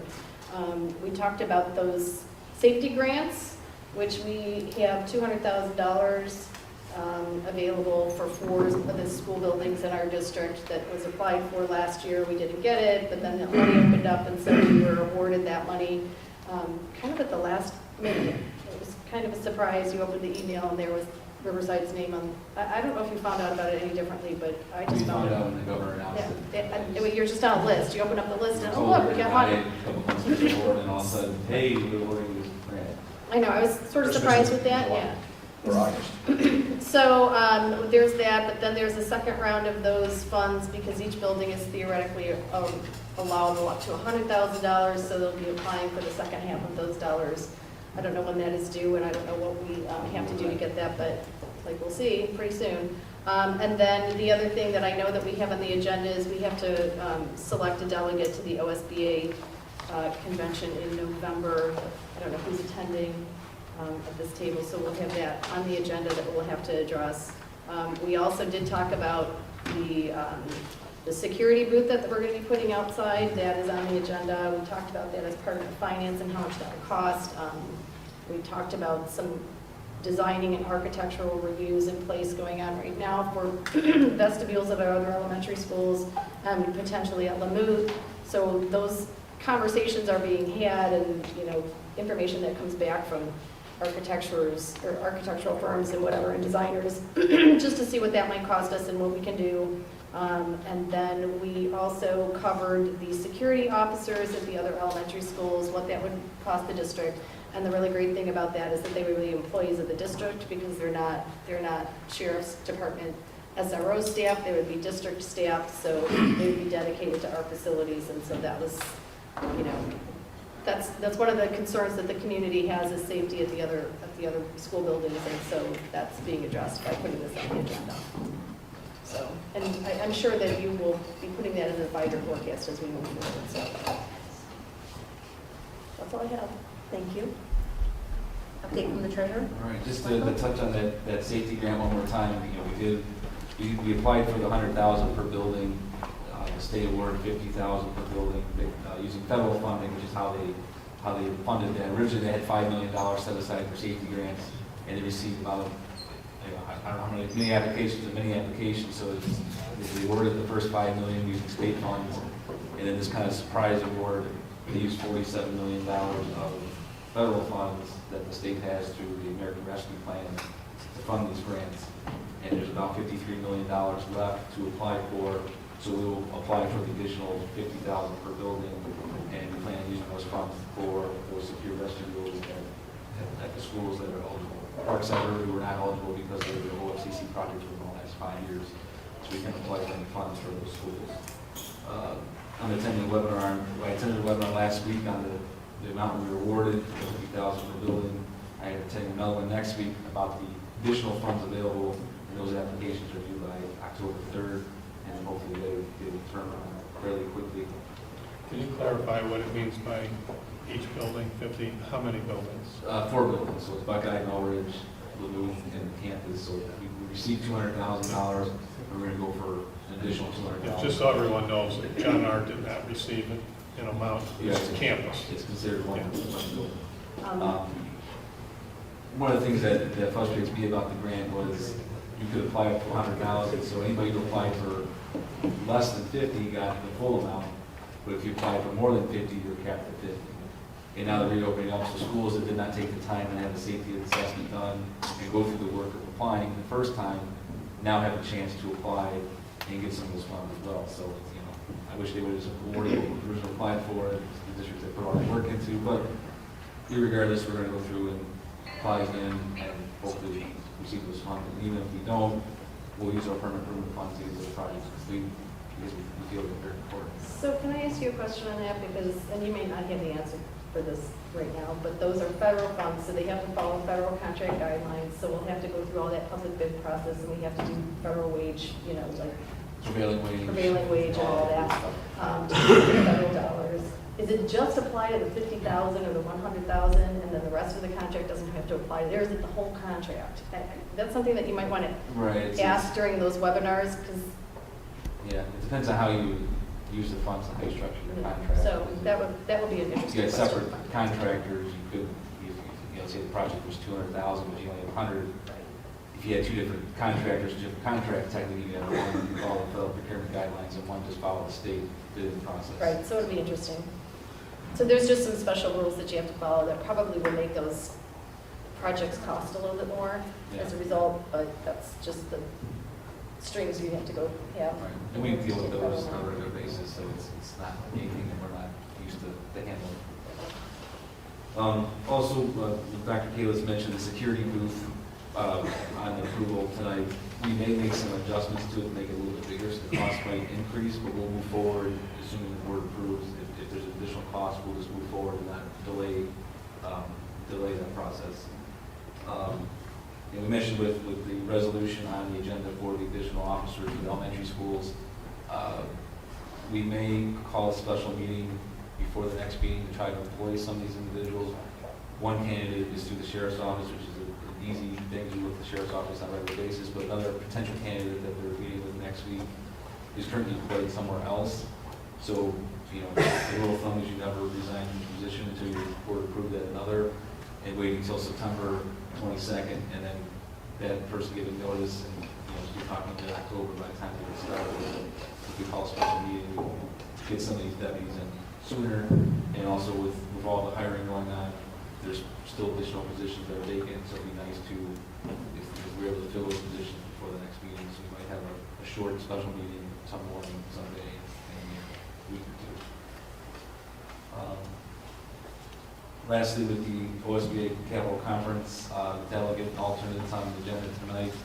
So far, I've only heard from Lori Finsky and Jeff Grassi that are attending. I'm sure anybody else was interested in attending, but we need to approve that delegate and alternate for that meeting, which occurs in Columbus on November 14th, which is Monday at 2:30 p.m. We want to fill in that board agenda now, and so it's in the consent agenda, so we can fill it now and vote on it during the consent. Yeah, I plan to attend as well.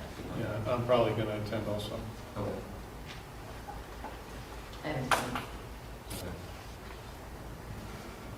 Do we want to have a discussion now about the delegate and alternate for the business meeting? Sure. I don't know that, I was the delegate last year, if anybody else wants that opportunity. I think just to keep in mind with the new policy that we've put out there about making sure that we represent the entire board's kind of opinion, whatever comes through. So whoever the delegate is, I think, We have to provide the materials. yeah, the expectation would be to make sure we have that conversation. Would you guys agree?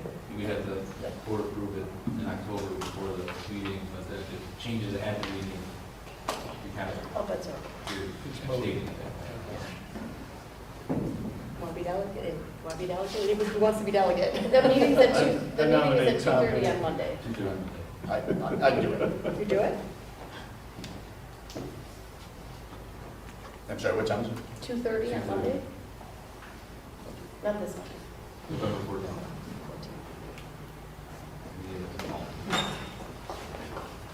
Oh, okay. That's November 10th. That's November 14th. I'll be alternate. I'll put my name in the hat if anybody else wants to do it. You can put. There's no, silence. I'm deferring to you, Lori, because I may be out of town, and I'm not 100% sure right now, so I'll defer. Okay. Linda? I know you said you're working. Thank you. There you go. You're okay?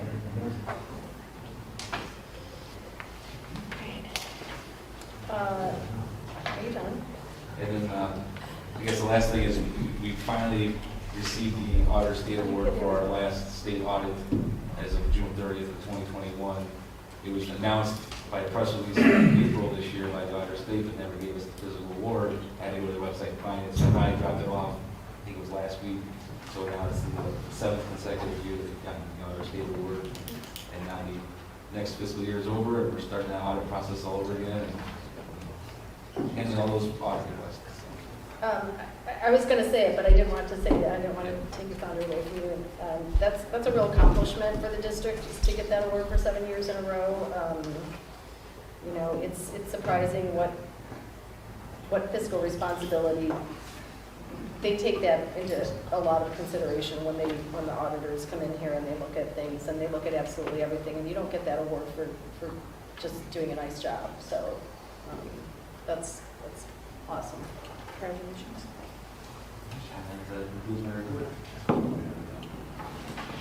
All right, that brings us to public participation.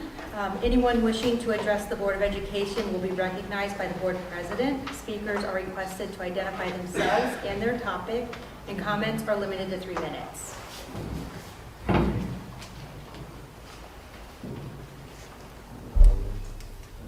I can go in here if you want me to. You're ready. No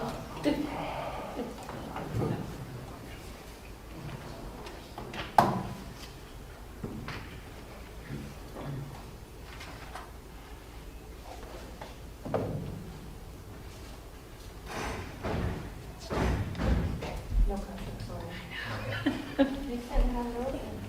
Okay. Ready? Yes. All right. Anyone with public comment? Yes, sir. Okay, so I'm Chris Hansen. I'm with the district. I still have a son in high school now. Some of you may already know me. I know some of the teachers here I recognize. So last month I was watching the video of the board meeting, and I saw the issue on SEL. And I have some deep concerns as a parent with a child still in the school district. I didn't know much about this. So I started performing some research on my own, digging into some of this. And I'll tell you what, it's frankly scary to me. Because as we all know right now, there's a lot going on in this country. And we're kind of in a battle for the soul of America, I feel like. It's this globalist agenda versus our national America and our Constitution. And to me, this SEL is part of this global agenda. I've researched it. I've researched the organization CASTLE and who's funding it and who founded it. And a lot of them are globalists, going from the Rothschilds to the Rockefellers to Soros, Bill Gates. You go through the whole clan, and it's the same players in the global agenda. It almost seems like Agenda 21 to me, which is now Agenda 2030. And pushing this on our children, I heard someone ask in that board meeting last month, are the teachers trained in psychology to handle kids? Are they taking on the role of the parents? Are they trained in psychology to be... This could be a form of manipulation so that they start to accept everything in regard to gender, race. It looks like CRT and gender issues can be introduced into the SEL, into this, into this system. It seems like it's set up for CRT and gender identity to come into them, and that the kids their minds are going to be accepting of this. They can be manipulated. It doesn't seem like maybe my values as a Christian first and an American second, maybe my values don't agree with your values that you should be pushing on our children. I have an issue with that. So I'm very concerned about this role playing and other stuff that I read about. Does anybody here know about Be the Change organization? It's a nonprofit 501c4. Anybody know about that? They're out in Oakland, California. Are you guys gathering their literature? Where is the literature coming from for this program? Time's up. Thank you. Thanks. Any other public participation? Yes, sir. Please, my name's Paul Robertson. I live in Concord. I lived in Mentor for 22 years and served on the Mentor Schools Business Advisory Council for 10 years. My education, I have a master's in metallurgical engineering, material science, a minor in psychology, stressing early child development. This comment is regarding your selection for the contracting firm for your building projects. I ran a employee benefits practice for 47 years. We consulted with Mentor Schools, West Geauga Schools, and Wycliffe Schools. Our value proposition was that we were a local company, and I had never met anybody from Clio or Clearo or ND5 or knew anything about them before today. But oftentimes we were competing with national firms. Our value proposition was we were local, so we were more concerned about the local result. If you look at the presentation that was done at the working session, ND5's charges are about 19% of the contract. Clearo was about 6%. So all else equal, and I don't have the ability to evaluate how they would do the job. But if you go through your process and all else is equal, then I think you should give strong consideration to working with a local company. They have a much greater vested interest in success because they depend upon their reputation to keep working in this area. And that was just my experience working at it in a similar fashion as in the consulting function. So, Thank you. sure. Any other public participation? Yes, sir. John Music, Painful Township. Yes, I agree with the gentleman up here about SEL. I am against SEL and CRT. It should not be taught in our schools. Our children come to schools to get educated on math, science, reading, writing, and so forth, not SEL or CRT.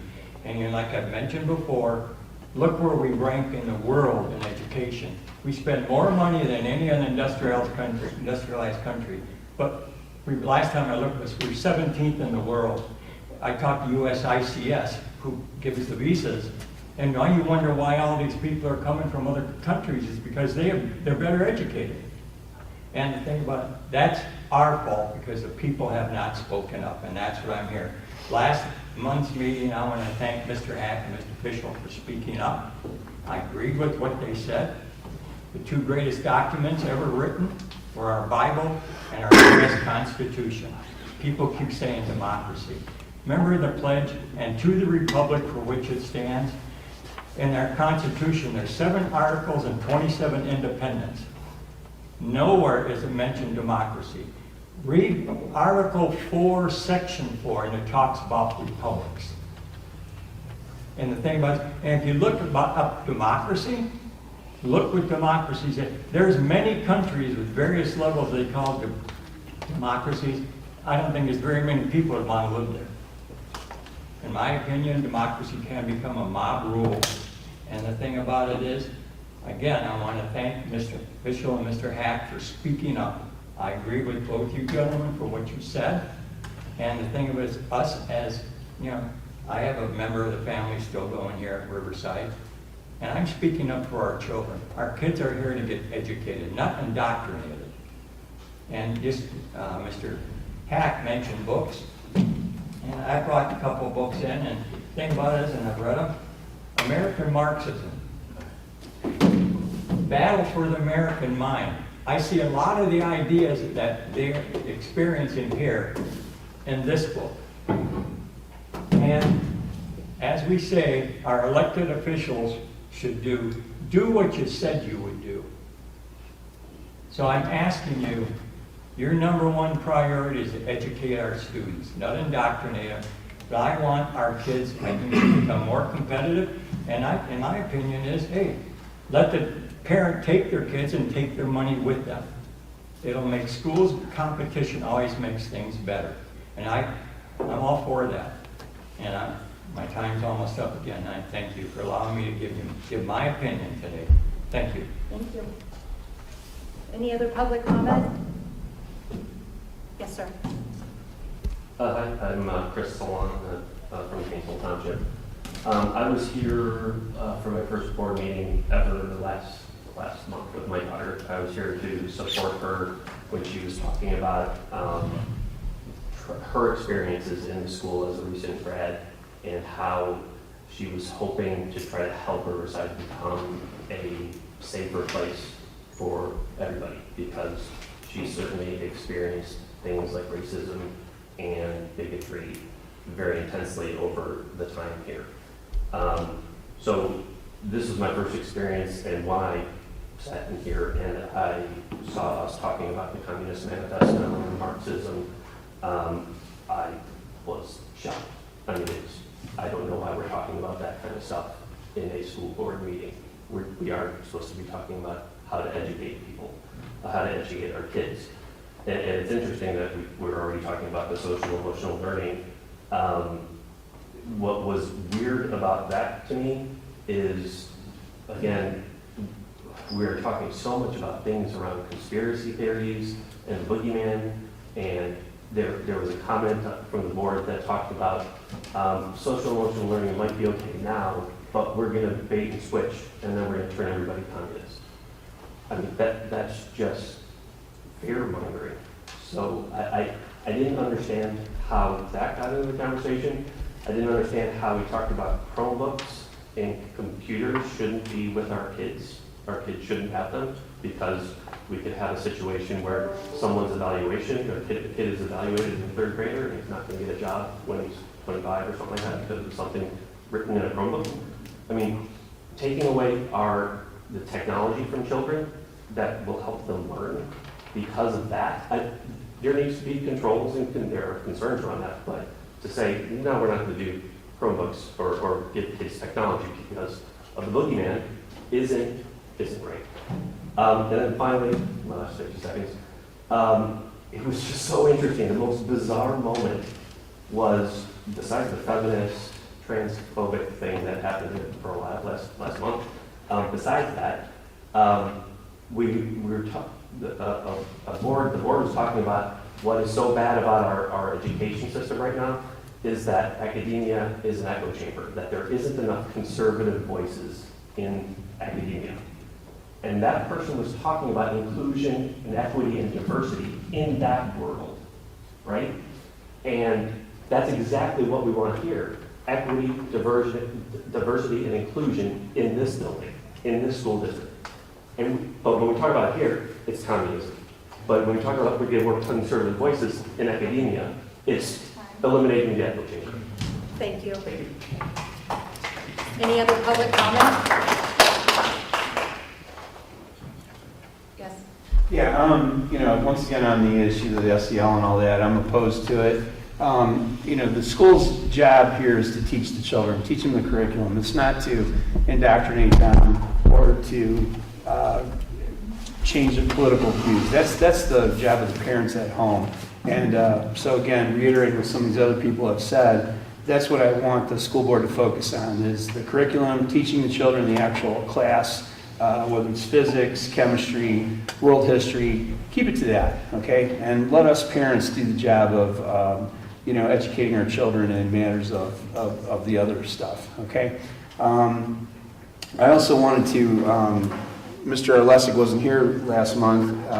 Hope you had a great time at your daughter's wedding, by the way. I just wanted to, once again, thank his entire crew and him for all the effort that he's put forth across the entire school board. Mr. Fischel and I spent many hours in the school, in a number of the buildings over the course of the summer. I always saw people from his crew working really hard, and I think that the result speaks for itself. Once again, Mr. Arlesic, awesome job. I think you should be Employee of the Month, if not the quarter. And along with that, last month I talked about donating fans for the school to put into some of the classrooms. Some of you may not be aware, there are several classrooms at John R. in the John R. side of the building that have multiple fans. Ironically, also the boardroom behind me has several fans, and they're very effective, particularly on days like today and the first couple weeks of school and the last couple weeks of school. So I have 2 fans that myself and some other parents have raised some money for. Mr. Arlesic said to turn them over to him, and I'll be doing that with you by Monday, Mr. Arlesic, and I sure would appreciate that they could be installed.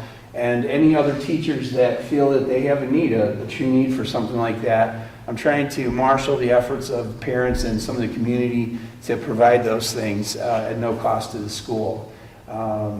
So thank you for your time. Thank you. Any other public? Yes, sir. Dennis Kinney, Leroy Township, concerning curriculum. Yeah, the SEL stuff is really something you shouldn't be involved in. Reading, writing, arithmetic, kid gets out of here. Kids have innate qualities. They either have it or they don't. I'm sure you're well aware of that. The important thing is, can they read? Can they do basic math? Because when they get out of school, they have to participate in society. And you can't force anybody to like anybody else. You have to stand on your own. We're guaranteed life, we're guaranteed liberty, and the pursuit of happiness. We're not guaranteed happiness. We have to find that for ourselves. And these kids need to understand that. You can't force anybody to like anybody else. But you can teach them to be polite. And that's all there needs to be. Just teach them to be polite to each other. That's all I have to say. Thank you. Thank you. Any other public comment? Yes, sir. My name is Jamie Field. I'm 17 years teacher at Riverside. I'm a community member. I'm a taxpayer. I'm just like all of you. And one of the things that I'm going to say in regard to SEL, and any of you who would like to talk to me about what we're doing, I teach 3rd grade. And I'm going to tell you, yes, we teach reading, writing, and arithmetic. Not every kid is coming with a parent who's doing the things you're saying you're already doing. My students can't demonstrate understanding if they're coming from a home where I don't know if they got whooped that morning or if they got beat. The way I use social emotional learning in my classes to make sure my students feel heard, cared for, safe, and respected. That is what I teach my kids every morning. I've been doing that long before this critical race theory, social emotional learning, all these other buzzword bingo garbage comes up. That is what we're doing. We are trying to provide an environment where our students can succeed. They are not going to succeed if they don't feel safe, if they don't feel we care about them, and they don't understand that everything we do is for them and to keep them going.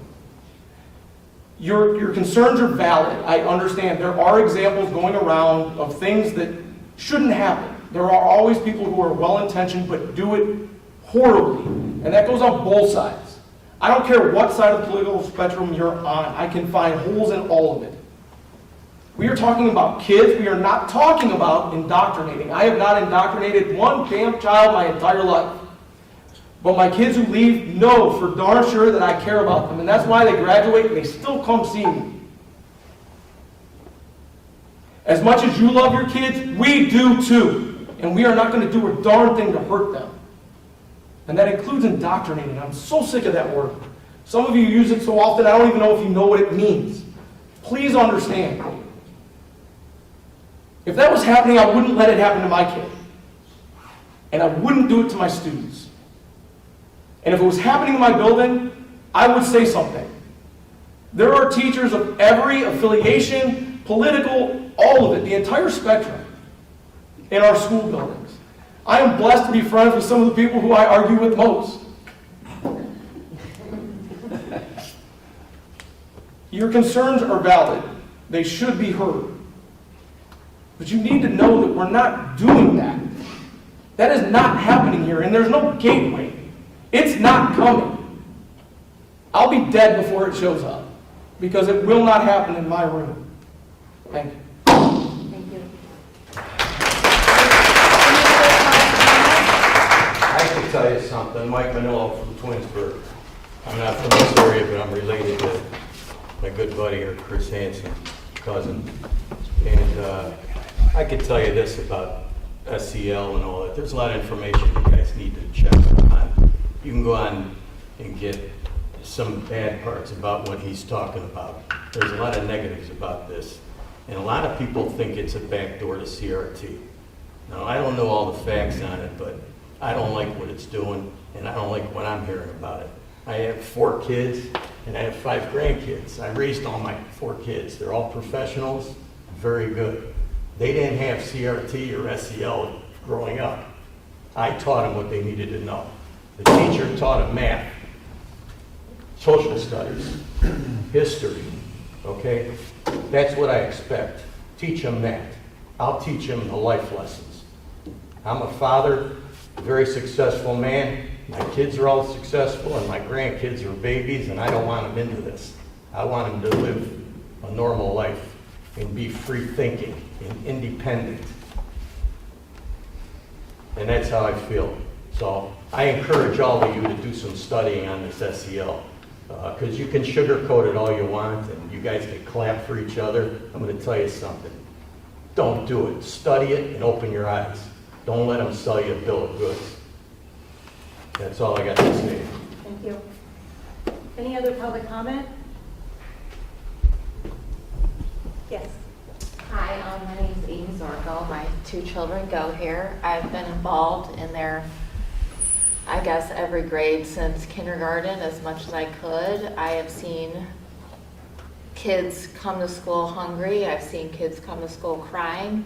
I've had kids tell me their dad's in jail when I'm trying to help them just learn sight words. Like, when I hear you guys talking about social emotional learning, you don't realize how kids are so emotional. They are so just looking for attention, and their teachers are just trying to meet them at their level in each grade, as far as, are you hungry today? Can you tell me something about your home life? I mean, when you're talking about indoctrinating a student, I've been at some of these meetings and I just listen to the teachers say, we're not doing that, over and over again. I listen to the administration say, we're not implementing CRT. And it's like, you can say it so many times, but you just don't listen. You're just coming to these meetings over and over again to say, I want you to look more into it. They're literally telling you they're not doing it, and for some reason, you're not listening to them. Like, it just blows my mind. Like, these kids have gone through COVID of no school, wear a mask at school, don't wear a mask at school, you can't have your sporting event, you can't go on a field trip, you can't do this. Like, they are struggling. And if you think they're not emotional, I don't know, like, what you're looking at. You're not paying attention to your own kids, because they are. I don't even know how to explain it in any other way, but the kids have struggled for the last probably 3 years. Let them come to school and talk to their teachers. Let them come sit in class and say, I had a good day today, teacher. Do you know why? Or I want to talk about my life for 1 minute of the 50-minute class they're in. Or they have this class where they're talking about an issue with politics, where the kids are listening to one side at home, and then they're thinking in their own mind, because believe it or not, your kids don't leave your house and suddenly become some mindless blob. They have their own thoughts. You're talking about high schoolers here. You're talking about elementary school kids here. There has to be some way to get it through to your thick-headed minds that the teachers are not indoctrinating your children. They're only at school for 180 days of the year. They are with your family the rest of the time. You are imposing your values on your kids. The teachers are not indoctrinating them. I just cannot wrap my mind around why people come to meetings and keep saying this over and over again. And if you think your kids are being indoctrinated, you're not paying attention. Like, there's no other way to say it. Thank you. Any other public comment? Yes. Madam Zinga, I like Mr. Field here, live here, went to school here, teach here, got kids in the district. I'm gonna be honest, man, when I signed up to be a teacher, I woke up one day and I said, man, what can I do to indoctrinate kids and get rich? I mean, this seems like the way to go. And you know, over the last couple of board meetings, we've heard a lot about, hey, this is happening, social emotional learning's happening, Communist Manifesto's happening, if you don't agree with me, you're a feminist, if you don't agree with me, you're a Marxist, and I'm just kind of curious if anybody's got any receipts. Anybody got anything that would indicate that, like I can actually prove, for example, that, you know, the SEL program that you're using here, not the one in Shaker, not the one in Twinsburg, not the one in Los Angeles County or in Chicago, the one that you're using here, is actually teaching devil worship and the occult. I'd love to see that receipt. If anybody would like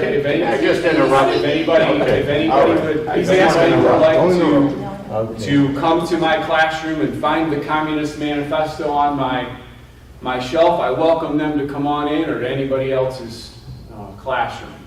And the idea that one would simply look at someone they don't agree with and call names smacks of, I think that was like Cold War McCarthyism. But I would be curious just to see some receipts. No one's ever come to my classroom and seen what I teach. Nobody's seen me show Animal Farm in my class. No one's seen any of the notes that I give. And they're free for consumption. They're on my Google Classroom. Give Mr. Placco, Mr. Kalis a call. They can see any of it. And that would put to bed any fears that you might have over names that might get called for people that disagree. It's a pretty simple thing. Mr. Field's absolutely correct. He and I are some of the best of friends that I've had. We sit on the opposing ends of the political spectrum. I can be a teacher. My politics can stay at home. They do. There was an argument in my class last year as to whether or not Ozinga was a conservative or a liberal, which is kind of hilarious. I'd love to see the receipts if somebody could show them to me. Otherwise, I'm going to keep asking because some accusations have been made and I got nothing to show for it. Thank you. Can I respond to what he just said, since he's asking for a receipt? Because I have an actual example. Not at this point, thank you. Any additional public comment? After the meeting, we can have a conversation. Any additional public comment? What's the purpose then? Any additional public comment? All right. So we'll move on to the consent agenda part of our agenda tonight. The first thing on our consent agenda is finance and audit. We have a motion to approve the items listed on the finance and audit consent agenda as recommended by the treasurer, items A through L. Can I have a second? I'll second. Thank you. Mr. Placco, you put in the item C, the Yes, names we for item have, C. just to confirm, we're all on the same page, on the right page of the agenda. We have, Mr. Hassel, delegate, and Mrs. Mansky as.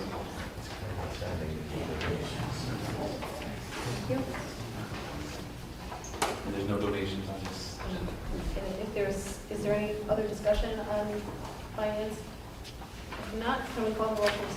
Scott Fishel, Aye. Linda Grassi, Aye. Jennifer Hart, Aye. Lori Knessky, Aye. Tom Hack. Aye. All right, that brings us to personnel. So I'm going to make a motion to add an agenda item J to the personnel agenda. I'll second that. Can we keep that, can we vote that separate? Yes.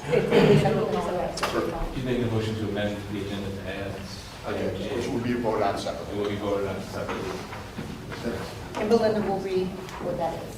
Thank you very much. Thank you. Mrs. Grassi? I think we have to move along. Oh, sorry. I did. I seconded it. Thank you. Roll, please. Linda Grassi, Aye. Jennifer Hart, Aye. Lori Knessky, Aye. Tom Hack. Okay, so, This is just the add. Just to add. okay, aye. Just to be on the safe side. Okay, right, I just want to make sure that I am Consistent, so. Yep. Just to add to the agenda. Mrs. Rossi? Aye. Scott Bishop. Abstain. Thank you. You good now? We have a motion to approve the items listed on the personnel consent agenda as recommended by the superintendent, items A through H. Second. Thank you. Is there any discussion on those items? Quite a few. There's a lot of stuff on there. If The not- comment section is 48 items. Just If not, can we call the roll, please? Linda Grassi, Aye. Jennifer Harden, Aye. Lori Knessky, Aye. Tom Hanks, Aye. Scott Bishop. This, Is this the same one? Not in this. So you're- It's not in this? Aye. We good? We're good. All right. motion carried. Motion, go ahead. We have item J on our agenda, which is not printed.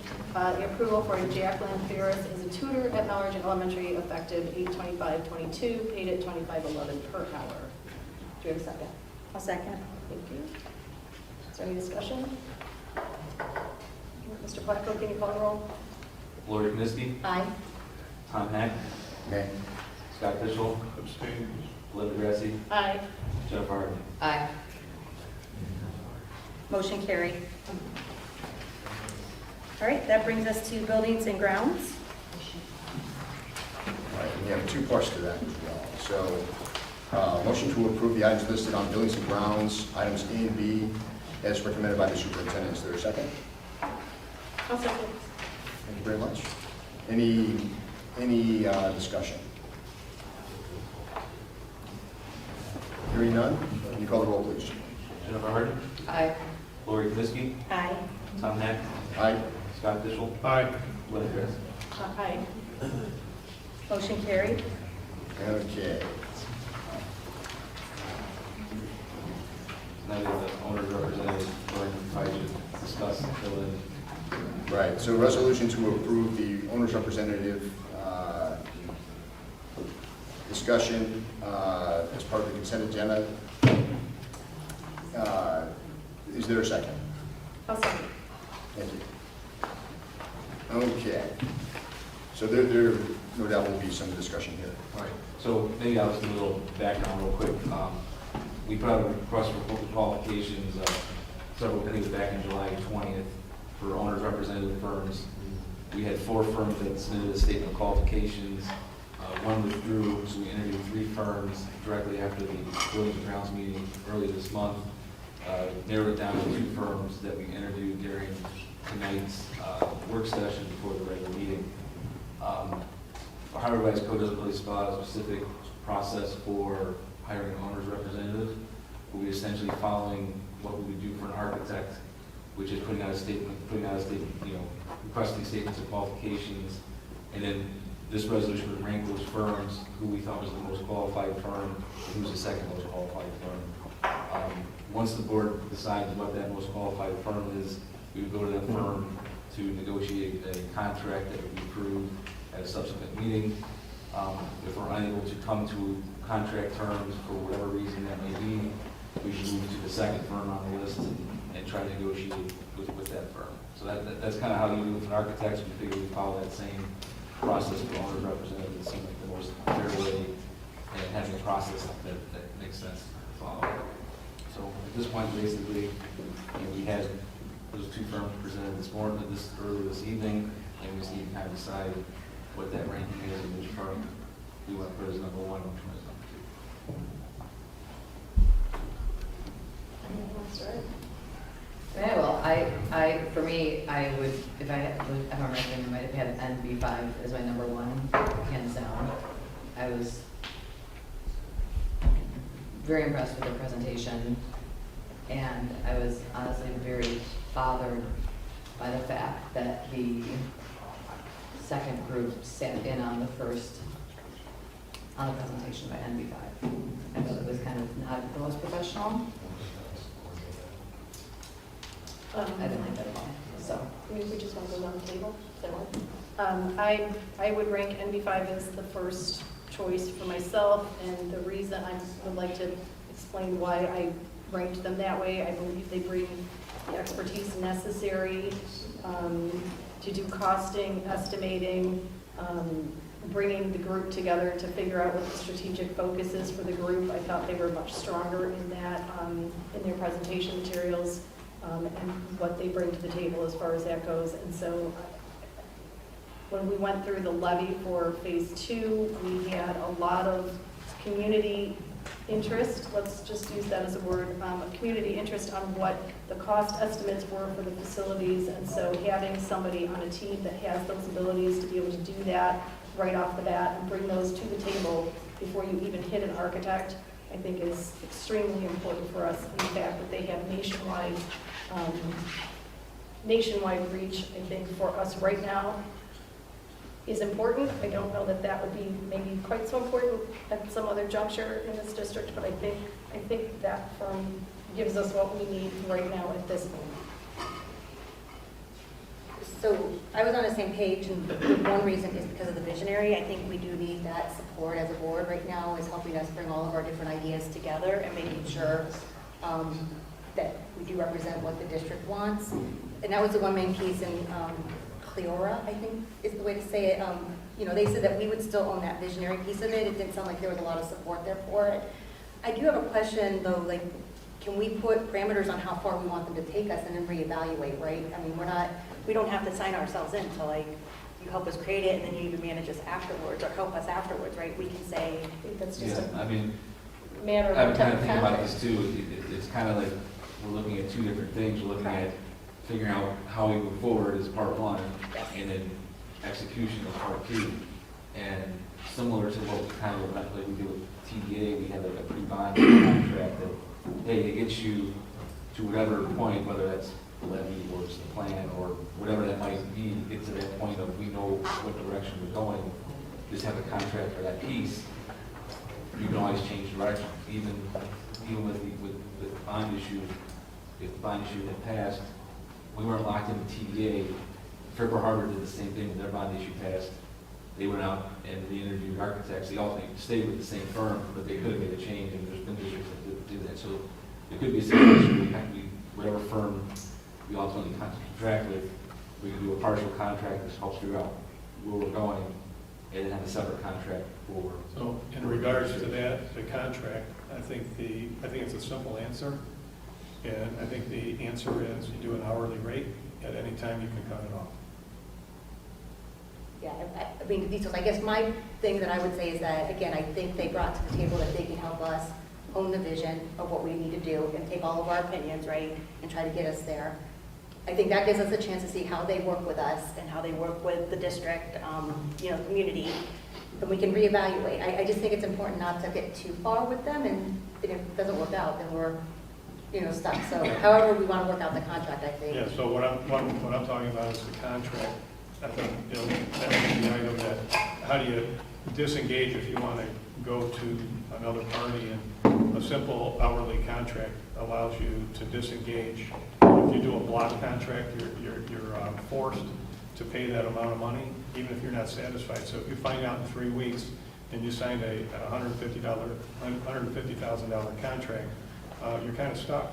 But if you're doing an hourly rate and you find out for whatever the reason, who knows what reasons it might be, can always make the change. So we have the flexibility, and that's part of having an owner's representative, is they're looking out for us. So anyone that's working with us should be amenable to that, I would think.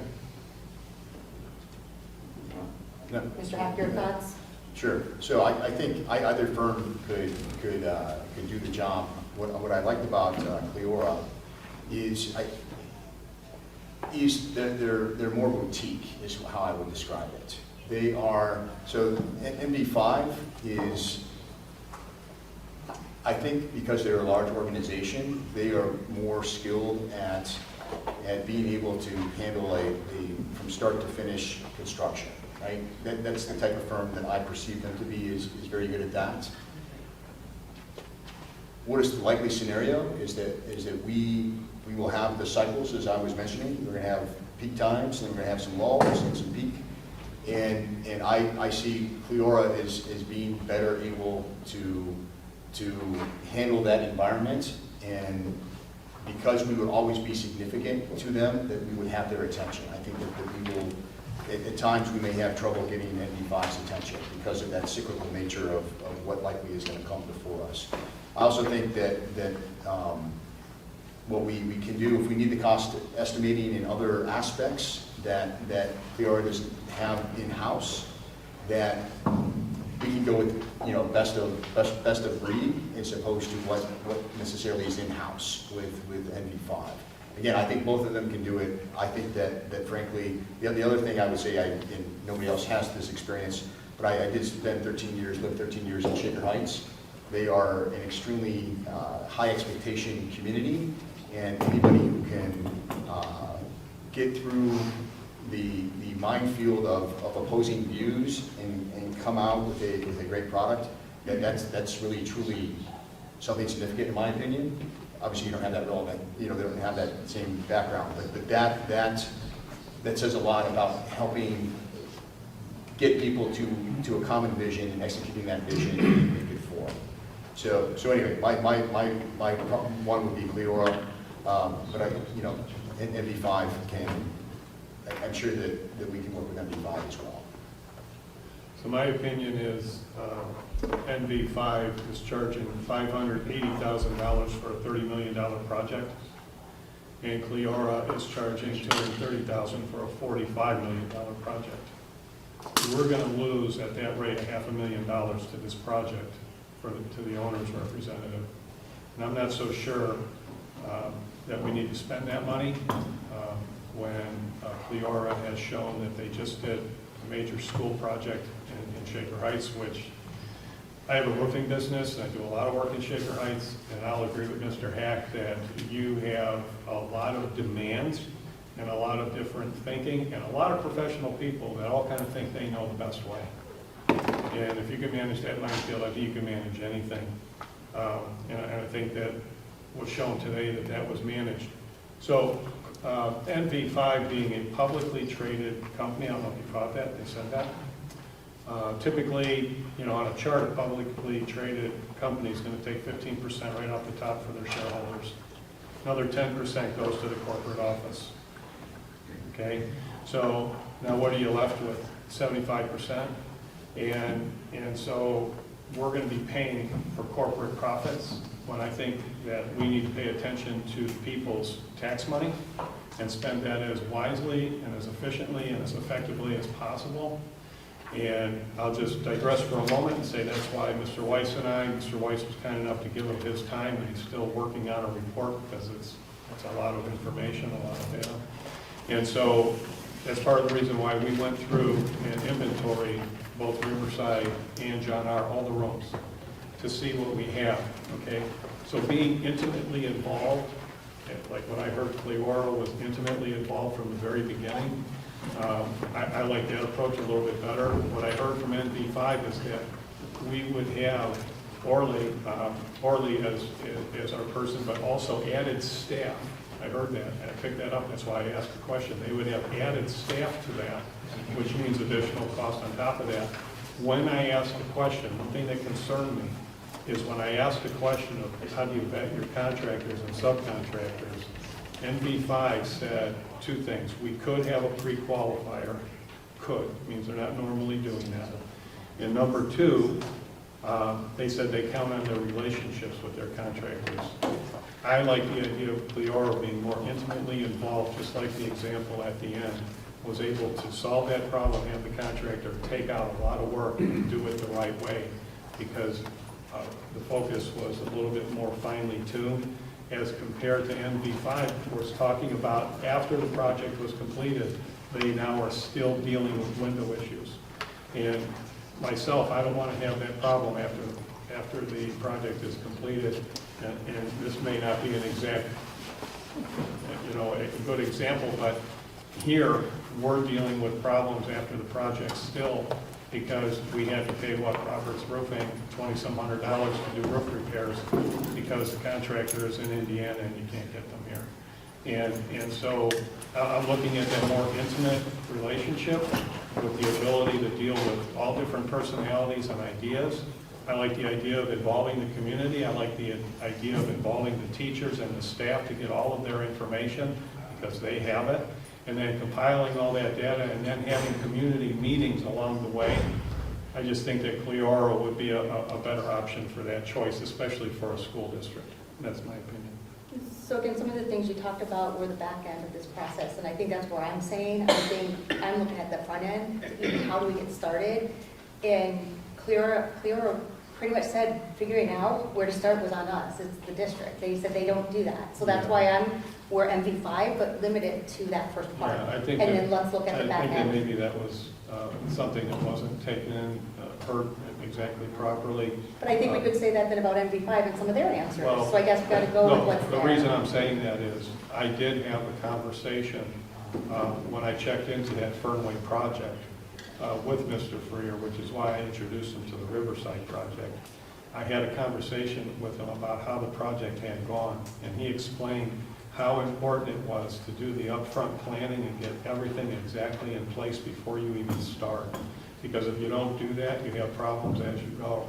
So that was one of the things I had asked him specifically, because I myself, having been involved in some larger projects, when you see a project manager or whomever it may be overseeing something, they're not always finely detailed, and as you go, you find out you have problems.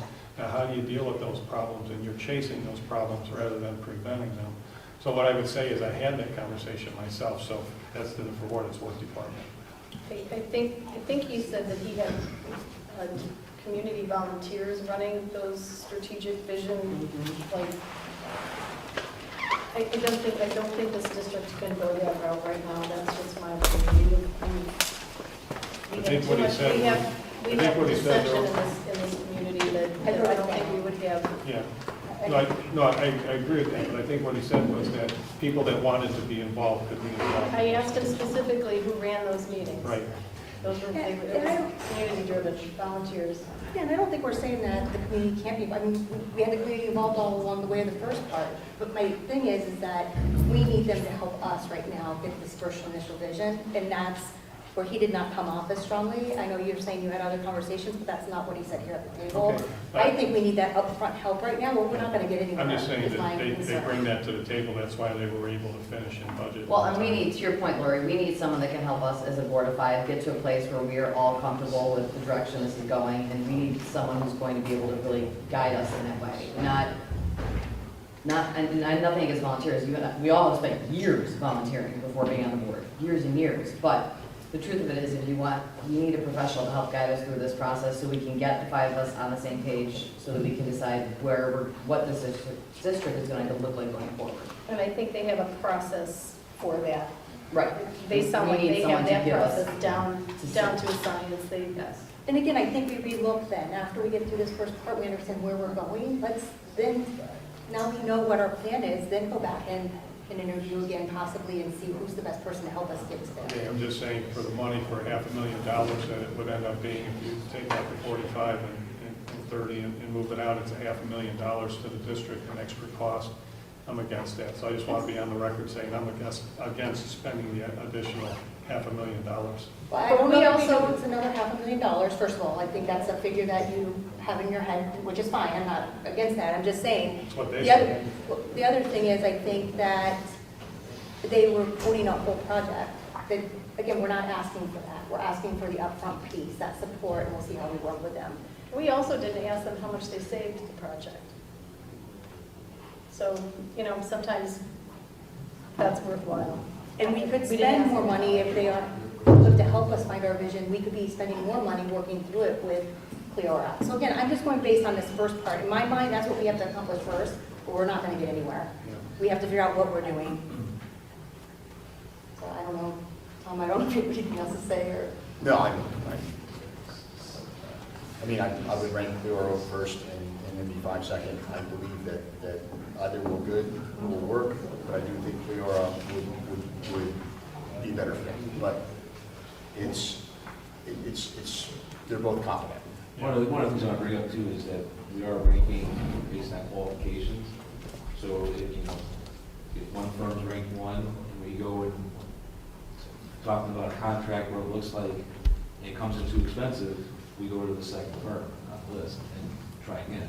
So it's not, we're not necessarily locking ourselves in, we're basically, whoever's the first one to go to negotiate, if the contract's too expensive, we Yeah, don't want to. see, there's the rub, you don't know what you're getting. So if you have a specific number, then you're already starting off on the wrong foot, because you don't know what you're gonna get for that. There's no way to vet that. You only know as you go through it. So if it were the case where it's not working out, you've already lost money. It's no different than hiring a superintendent and then letting them go and having to pay their full salary because you didn't vet them coming in. And school districts have had that issue. I think this school district had that issue. And so if you start on the right foot, you're likely to end on the right foot. If you start out going, well, we hope this works and we'll see what happens a third or halfway through, I'm just saying that's asking for trouble in my mind. Being a construction person for 46 years, that's asking for trouble. Mr. Placco, what will you need from us to want to have those conversations? Is there any? I figured that once the firms are ranked and approved, we'll meet with whichever firm that is, talk about what the contract looks like, and bring it to the Buildings and Grounds Committee during September, and kind of vet it that way before it gets to a vote at the September meeting. And if it's not ready for them, then we push it to October. You're only going to put in a contract with the board has already had a conversation about anyway, right? I mean, it's not like we're going to be asking for a full-blown, work on these construction projects. We don't even know what those are yet. Those would probably be separate contracts. Yeah, it's my thought that we might have one vision, like Superintendent Kayla said, he'd like to put the 8th grade over at Mamuth. So part of that whole vision would be building enough classrooms over there to move the 8th grade, if that's an option. The other option is I had looked at it earlier, would be adding classrooms to John R. and to Riverside, but that would keep the 8th grade here.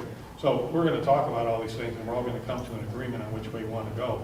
But you want to have one big master plan. You don't, in my opinion, don't want to have a partial plan and then go, well, we'll figure it out later, because you almost always lose money doing that. You want to have one master plan. I don't think, that's what I think also. I believe we need to know from beginning to end what's important, what's not important, right? And where we're going to put the classrooms for Correct. kids, right? So if it's a wish list and we pull it off, why not do it? I mean, but that's all in the planning stage. Correct. Yeah. Okay. Again, coming back to an hourly rate, I think would be a better way to go with the ability to disconnect at any time. That's in our favor. A block contract's in their favor. Is that something that would be feasible, or what are your thoughts on something along those lines? We can have those discussions. I don't know what the pricing models of the firm is at this point, so it's, Typically, someone like that's going to make about $170 an hour. Right. Just saying. So I think if you can investigate that, that would be worthwhile. And I'll bring that to you guys. Yeah, that would be great. So I think where we're at is based on the polling is that number 1 will be NV5, number 2 will be Cleora, and so we have I think we already have a second. Yeah. So I think we're all good on comments. So would you call the roll, please? Lori Binsky. Aye. Tom Hack. Aye. Scott Fishel. Nay. Linda Grassi. Aye. Jennifer Hart. Aye. Motion carried. All right. Buildings and Grounds just won't end. All right. Resolution to approve the Riverside Local School District Board of Education Handbook. Item E is recommended by the Policy Committee. Is there a second? I'll second. Thank you very much.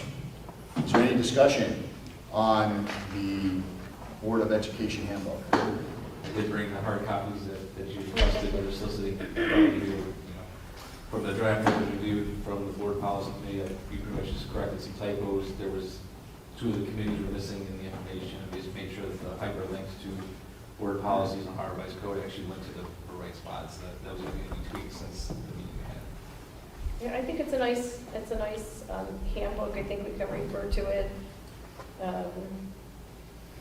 We made some additions to it ourselves, and I think that was nice. And we can always add to it later and further if we decide that it's necessary. So that's. And I think that's important. Remember, it's a living document that as things change, we can make additions or subtractions or adjustments to it. Okay, can you call the roll, please? Tom Heck. Aye. Scott Fishel. Aye. Belinda Grassi. Aye. Jennifer Harden. Aye. Lori Kniske. Aye. Motion carried.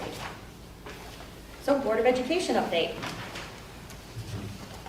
Welcome back, students and staff. Another rockin' rollin' year of Riverside. I just wanted to mention something too, just with all the lack of personnel we have also over at the transportation bureau the last couple of years. They're doing really a heck of a job over there.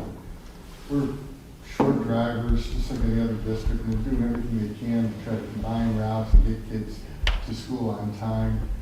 And our mechanics did a great job getting the older buses ready for inspection. They got it done a little bit earlier than they typically have.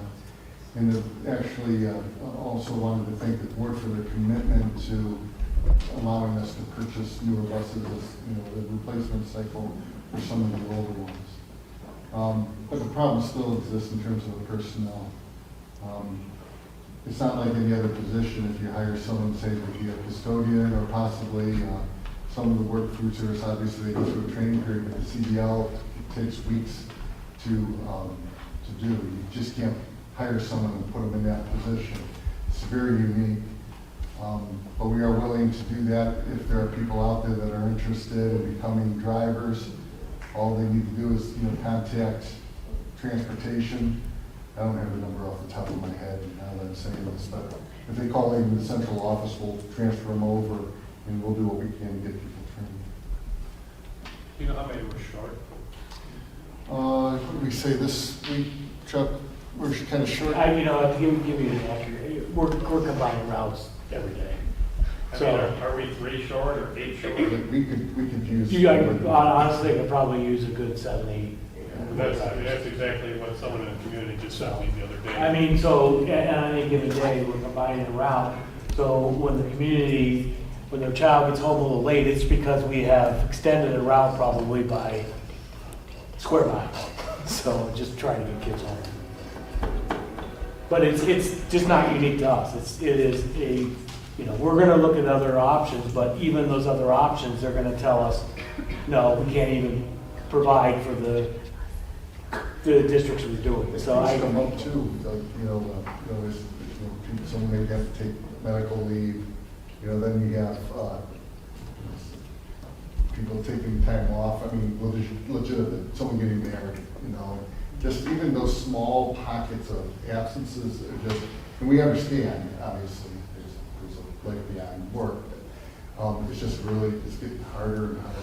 I mean, fortunately, our director is driving every day. I mean, right now she is covering a morning route and an afternoon route. So when someone calls into the office, they also have that understanding. She's not able to get back right away right now. I mean, she is literally driving. And one of our new assistants over there that she just came on is literally driving 2 full routes, AM and PM. So it's just, that's the kind of thing. It's just, I told him I'd get the answer. They are. I won't do much. Back when Karen was over here for the football game, I saw 2 of the drivers sitting on the bench. I tried to recruit them. I did. Did you give them a signing bonus? So, last thing, if I could, Riverside Class of '82, for all of you out there who might be watching this, we are getting together for a mini class reunion from 4 till 10 at Red Hawk Grill on Saturday. So come join us. This Saturday. This Saturday. And the answer time. I also just want to remind the community that we just passed at tonight's board meeting the authorization to allow the district to hire deputies at 4 elementary schools, which I know the community's been asking for, and if they didn't hear it at the meeting, and they don't watch this or they don't read the board minutes, I just want to reiterate to the community that we have given the approval to do that. So I hope the board understands how huge that is. It's going to make a lot of people very happy. Yeah, and we didn't get into how it's being paid for, but I understand from Mr. Platko that a lot of that will not have to come out of our coffers for the first couple of years at least. Is that correct? We're open to use of our federal stimulus money for the first 2 years or something like that. we're allowed to do that, correct? And I've already got prior approval, pre-approval, but we have to revise our application, we have approval, but that's just like, oh, you know, guideline, but with this. Yeah, so you're dotting the i's and crossing the t's. Any other board updates? All right, so our next meeting, we have a Finance and Audit and Personnel Committee meeting on September 15th, 2022 at 8 a.m. We have Buildings and Grounds Committee meeting September 19th, 2022 at 7:30 a.m. We have a business meeting September 22nd, 2022 at 7 p.m. So I will make a motion to adjourn at 9:04 p.m. Can I get a second? And Mr. Placco? Scott Mitchell? I think it's a little too early, no? Aye. Linda Rezzi? Aye. Taylor Hart? Aye. Aye. Aye. Motion carries.